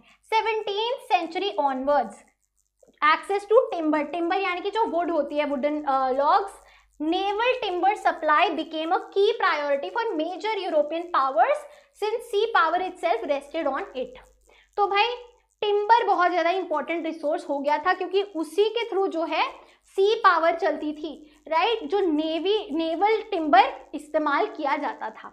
During the first world war and second world war क्या हुआ? The critical importance of ensuring uninterrupted supply of strategic resources in particular oil was established. तो यहाँ पे पहले 17th सेंचुरी में टिम्बर वुड था, फिर कौन सा रिसोर्स आया? ऑयल, ठीक है, around the first second war. उसके बाद देखिए through out the cold war क्या रहा है? Through out the cold war the industrialized countries of north adopted a number of methods to ensure steady flow of resources। जो industrialized countries थी, developed countries थी, उन्होंने कई सारे तरीके अपनाए ताकि उनके पास regular flow of resources रहे throughout the cold war, ठीक है? जैसे कि अपने मिलिट्री फोर्सेस को वहां पे तैनात कर दिया जहां पे ये रिसोर्सेज एक्सप्लॉइट करे जाते हैं, जहां से ये रिसोर्सेज निकाले जाते हैं। सी लेन्स ऑफ कम्युनिकेशन, राइट? जो रास्ता है जहां से शिप आ रही है वहां पे उनको अगेन तैनात कर दिया। रिसोर्सेज को स्टॉक पाइल कर लिया, यानी कि वो होता है ना कि आपने चिप्स के पैकेट जो है रात के लिए बचा के रख लिए स्टॉक में, तो सिमिलरली उन्होंने रिसोर्सेज को स्टॉक में रख लिया ताकि बाद में जब भी जरूरत पड़े तो काम आ जाए। फाइन, ठीक है। Efforts to prop up friendly governments, अब भाई और क्या किया? जिस कंट्री के पास, जैसे कि अरब नेशंस में ऑयल बहुत ज्यादा है, पेट्रोलियम बहुत ज्यादा है, तो उनसे दोस्ती कर ली, फ्रेंडली गवर्नमेंट्स बना ली इन प्रोड्यूसिंग कंट्रीज, राइट? जो कंट्री ज्यादा रिसोर्स प्रोड्यूस करती है उससे दोस्ती कर ली, ठीक है। Support to multinational companies and favourable international agreements, तो ये कुछ तरीके थे जो कोल्ड वॉर के दौरान उन्होंने अपनाए थे ताकि रिसोर्सेज का जो फ्लो है वो बना रहे, ठीक है जी, बहुत अच्छे। तो throughout the cold war traditional western strategic thinking remained concerned with access to supplies which might be threatened by Soviet Union, तो वो इसी डर में थे कि भाई यूएसएसआर हमसे ना छीन ले, इसीलिए हम अपना सारा जो सप्लाई है वो बना के रखे रिसोर्सेज का। A particular concern was western control of oil in the Gulf region, Arab countries में ऑयल का कंट्रोल, एंड स्ट्रैटेजिक मिनरल्स हैं जो सदर्न एंड सेंट्रल अफ्रीका में, उनको कंट्रोल करना एक बहुत इंपॉर्टेंट पार्ट था इस दौरान। Is it clear everyone? हाँ या ना? यस और no?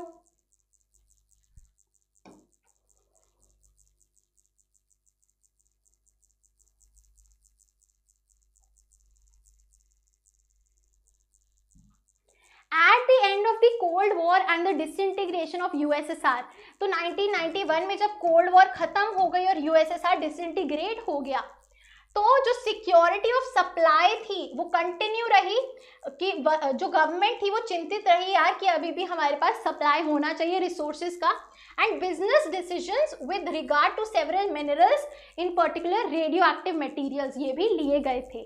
Oil continues to be the most important resource in global strategy, सबसे इंपॉर्टेंट अगर हम रिसोर्स की बात करें तो वो आपका ऑयल रहेगा, ठीक है जी।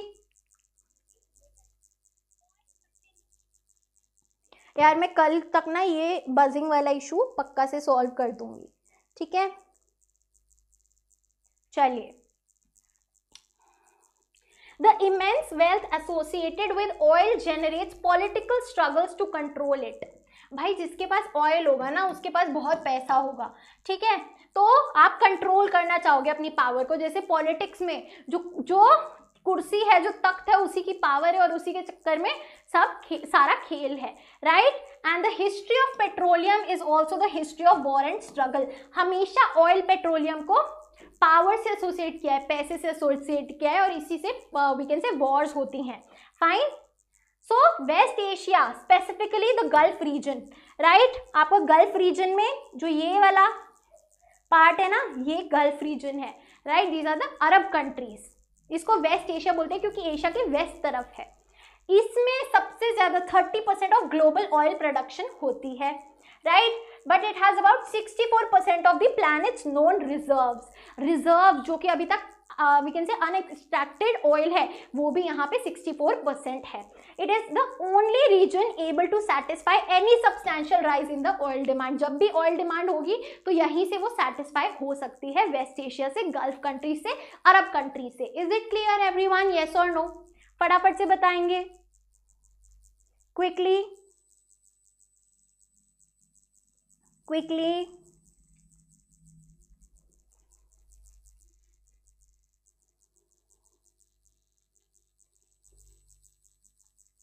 सो यहाँ पे फर्दर स्टैट्स गिवन है।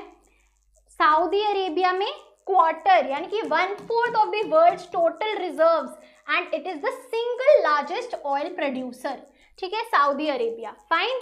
उसके बाद Iraq, its known reserves are second only to Saudi Arabia, तो सेकंड पे इराक आता है।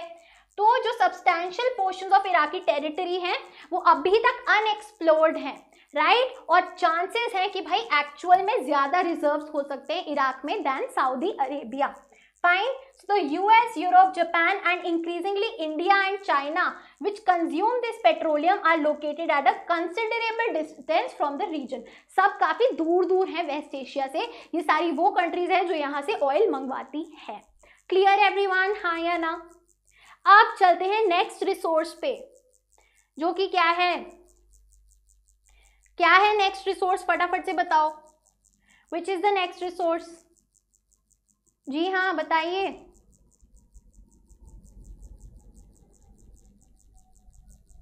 Water. Very good. Water is another crucial resource that is relevant to global politics. हाँ या ना? बहुत बढ़िया। Regional variations and the increasing scarcity of fresh water.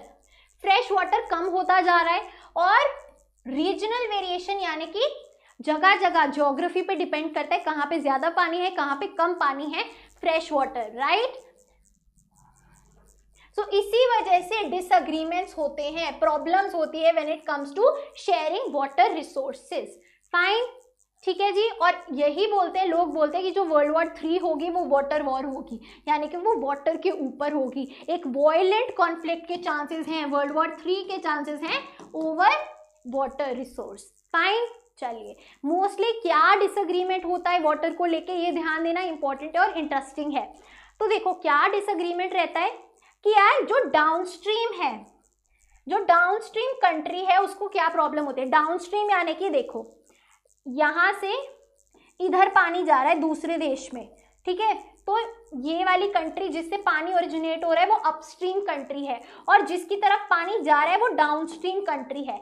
तो जो डाउनस्ट्रीम कंट्री है जिसके पास पानी किसी और नेशन से आ रहा है वो क्या कंप्लेन करते हैं कि यार पल्यूटेड पानी है, तुमने उसमें पन्नी डाल रखी है, ठीक है, चिप्स के पैकेट है, प्लास्टिक बॉटल्स हैं, या फिर तुमने बहुत ज़्यादा पानी यूज़ कर लिया है इरीगेशन में, तो बहुत कम पानी आ रहा है हमारे पास।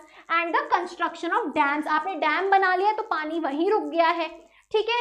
सो ये प्रॉब्लम जो डाउनस्ट्रीम कंट्री है जिसके पास किसी और कंट्री से पानी आ रहा है उसको होती है बाय द अपस्ट्रीम कंट्री, ठीक है, which might decrease or degrade the quality of water available to the downstream country। ये बात समझ में आई, हाँ या ना? फटाफट से बताओ।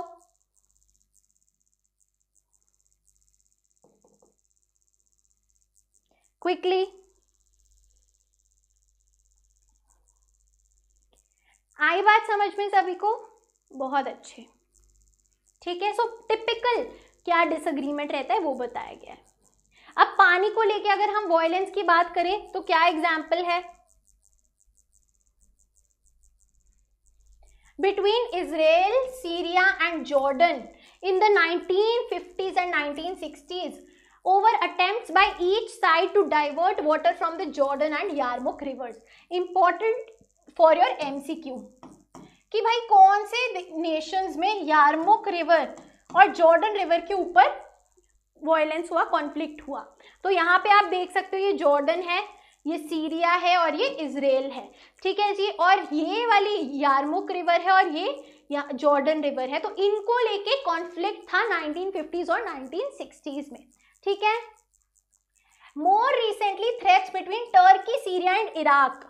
तो यहाँ पे देखोगे टर्की यहाँ है, इराक यहाँ पे और सीरिया यहाँ पे है. ठीक है. Over the construction of dams on the Euphrates river. तो यहाँ पे कौन सी रिवर है? Euphrates river in question. ये वाली है यूफ्रेटिस रिवर. ठीक है, जो यहाँ ऐसे जाती है. समझे बात? क्लियर? हाँ या ना? तो आपको ये याद कर लेना है कौन सी रिवर और कौन सी कंट्रीज इन्वॉल्व है. फाइन, बहुत अच्छे. अ number of studies show that countries that share reverse and many countries do share rivers are involved in military conflicts with each other. भाई जहाँ पे भी river water sharing है वहाँ पे conflict आता ही आता है. Right everyone? Yes or no? फटाफट से बताएंगे quickly. चलिए अब हम आते हैं अपने लास्ट टॉपिक पे इस चैप्टर के, जो कि है the indigenous people and their rights. ठीक है. ये वाला टॉपिक 2 पार्ट्स में डिवाइडेड है. पहले हम जेनेरिक बात करेंगे और फिर हम इंडिया के पॉइंट से बात करेंगे. ठीक है. इंडिजिनस पीपल कौन है? जो नेटिव पीपल हैं, जो सदियों से रह रहे हैं एक एरिया में. ठीक है. और उनके पास क्या राइट्स हैं, ध्यान देंगे, इंपॉर्टेंट है.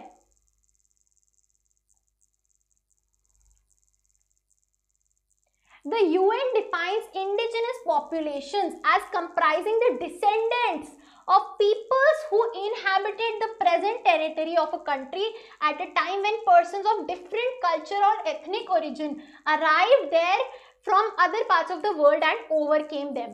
तो ध्यान देना बच्चा, ये समझ लो 100% कॉन्सेंट्रेशन यहाँ पे आ जाना चाहिए स्क्रीन पे. Please please please. तो क्या बोला है यूएन ने कि इंडिजिनस पॉपुलेशन, इंडिजिनस पीपल कौन है? उनके डिसेंडेंट यानी कि जैसे कि अगर हम बात करें कि मेरे दादाजी, ठीक है, मेरे दादाजी यहाँ पे रहते थे, दिल्ली में रहते थे. ठीक है. तो ओरिजिनली इस एरिया में दिल्ली में रहते थे. फिर उन्होंने देखा कि भाई बाहर से लोग आके सेटल हो रहे हैं दिल्ली में. ठीक है.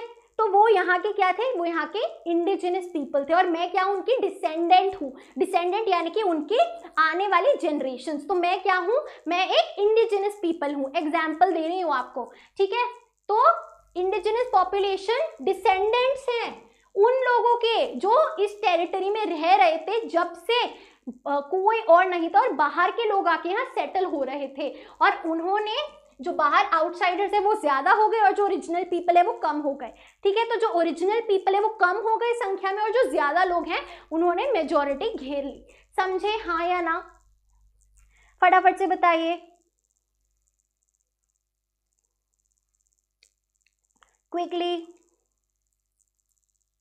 quickly everyone.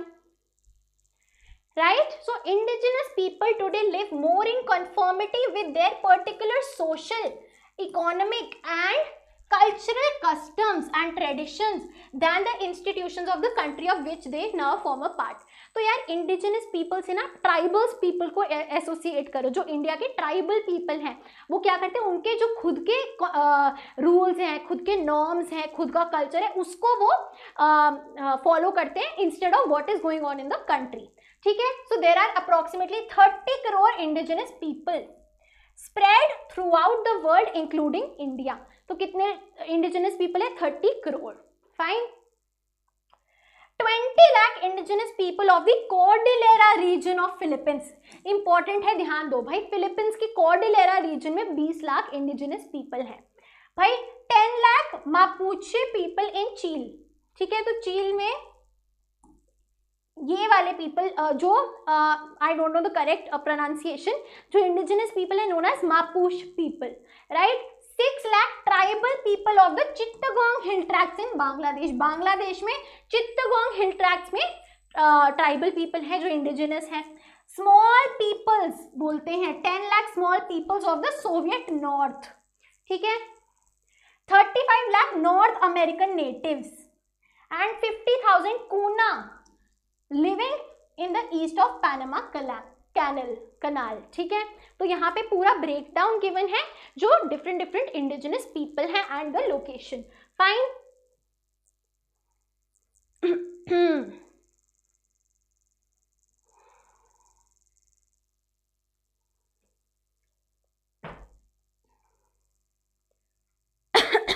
यार वैसे ये तो है, तुम्हें लग रहा होगा ना यार हम इतनी देर से बैठे हैं लाइव सेशन अटेंड कर रहे हैं, है ना, ऐसा सोच रहे होगे. और जो टीचर होता है ना यार, ये हम तब नहीं समझते, जैसे मैं भी स्टूडेंट कॉलेज में, हमें लगता है अरे यार टीचर क्यों पढ़ा रही है ऐसे ऐसे करके, बट यार टीचर जब पढ़ाती है ना, ऐसे खड़े होके पढ़ाना 1, 1.5, 2, 2.5, 3 घंटा मुश्किल होता है यार. इवन स्टूडेंट से ज़्यादा मुश्किल वो टीचर पे हो रहा होता है, राइट. तो we should always keep this in mind and respect. जब तक हम उस शू में नहीं आ जाते ना, तब तक ये फीलिंग समझ नहीं पाते हैं. फाइन, चलो. So indigenous people occupy areas in Central and South America, Africa, India में tribals बोलते हैं, and Southeast Asia. तो indigenous people globally कहाँ पे हैं? Central and South America में, Africa में, India में और Southeast Asia में. Many of the present day island states in the Oceania region. Oceania में क्या आता है? ऑस्ट्रेलिया और न्यूजीलैंड को साथ में ओशिनिया बोलते हैं. ठीक है, वहाँ पे ये जो आइलैंड्स हैं ये ओरिजिनली पॉलिनेशियन पीपल वहाँ पे रहते थे, मेलानेशियन पीपल रहते थे एंड माइक्रोनेशियन पीपल रहते थे. ठीक है, क्लियर. तो ये बताया गया है. The indigenous voices in world politics call for the. अच्छा, अब क्या राइट्स हैं, क्या मांग है जो इंडिजिनस पीपल है उनकी. What do they want? वो चाहते हैं कि उनको इक्वल्स की तरह ट्रीट किया जाए. ठीक है, they call for admission of indigenous people to the world community as equal. उनको वर्ल्ड कम्युनिटी में इक्वल समझा जाए. ठीक है, they appeal to the governments को क्या बोलते हैं कि to come to terms with the continuing existence of indigenous nations as enduring communities within an identity of their own. कि जो इंडिजिनस पीपल है उनको खुद की आइडेंटिटी देनी चाहिए और उनको वी कैन से रिकॉग्नाइज करना चाहिए. ये उनकी मांग है गवर्नमेंट से. The world views of indigenous societies irrespective of their geographical location are strikingly similar with respect to land and the variety of life system supported by it. अच्छा, अब जब लैंड का लॉस होता है, ठीक है, यानी कि अब देखो जो इंडिजिनस पीपल होते हैं ना, उनका लाइफस्टाइल बहुत अलग होता है. वो कोई जॉब पे नहीं जाते भाई, वो वहीं पे वी कैन से फॉरेस्ट ही उनका लिवलीहुड होता है, राइट. सो मतलब हम एग्जाम्पल के तौर पे बात कर रहे हैं. सो जब उनका लैंड छिनता है तो उनका जो लिवलीहुड है वो भी छिनता है, जो उनका इकोनॉमिक रिसोर्स बेस है वो भी छिनता है, जो कि उनके सर्वाइवल के लिए बहुत ज़्यादा इम्पोर्टेंट है. समझे बात, हाँ या ना.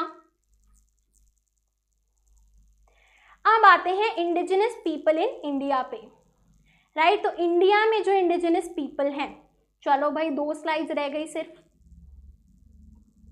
This is important now. The indigenous people in India, very important. ठीक है,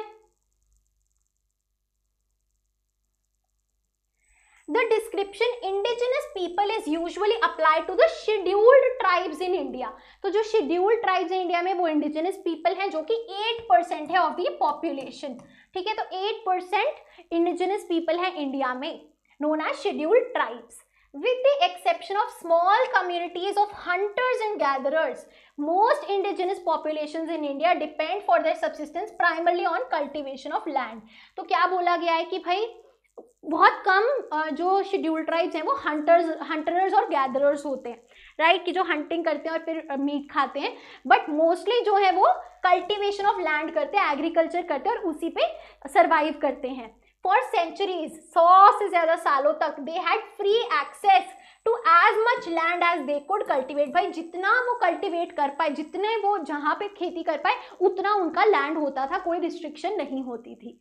after the establishment of British colonial rule, भाई जब ब्रिटिशर्स आ गए इंडिया में तो उन्होंने जो है उनको हटाना शुरू कर दिया। जैसे हमने हिस्ट्री के चैप्टर में पढ़ा है पहाड़ियाज और संथल्स, राइट। तो जो लैंड था शेड्यूल्ड ट्राइब्स का, जो जहाँ पे वो रहते थे, उनको वहाँ से हटाना शुरू कर दिया आउटसाइड फोर्सेस को बुला के, ठीक है।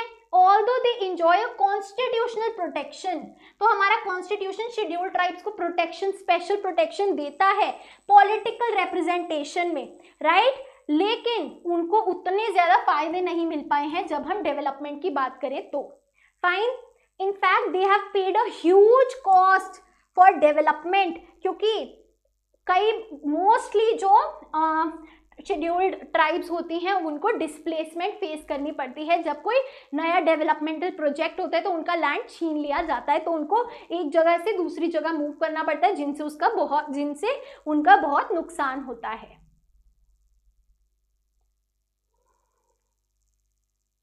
यहां तक सभी को समझ में आया, हाँ या ना, बताइए।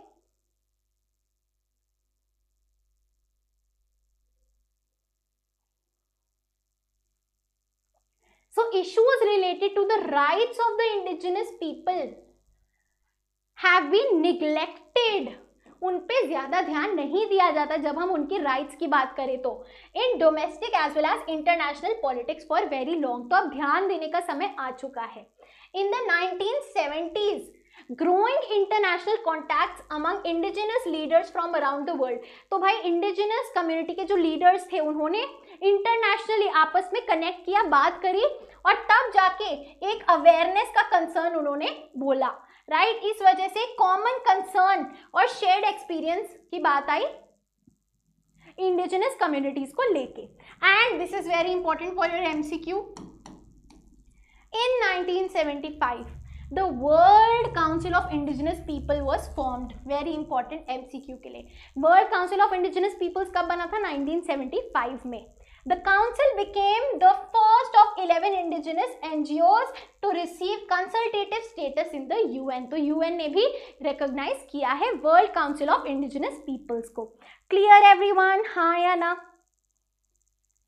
इसी के साथ हमारा पूरा का पूरा चैप्टर कंप्लीट होता है।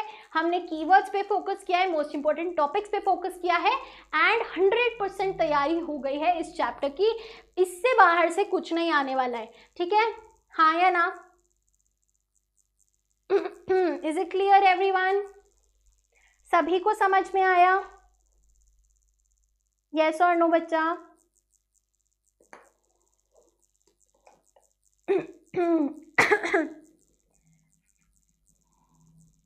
यस, वेरी गुड, बहुत बढ़िया। Thank you so much for joining in. मैं तो बस यही बोलूँगी कि प्लीज़ प्लीज़ प्लीज़ चैनल को शेयर करो यार, अपने क्लास ग्रुप में भेजो, सबकी मदद करो, उससे मुझे भी मोटिवेशन मिलेगी और बहुत हेल्प होगी, राइट? ठीक है, तो प्लीज़ अपने दोस्तों के साथ ज़रूर शेयर करो। Fine, yes, thank you everyone for watching in. You are at Humanities. Happy learning, and I'll see you in the next video. Make sure to like, share and subscribe to the channel. You are at Humanities. Bye everyone. Take care and मिलते हैं next live class में. Bye bye.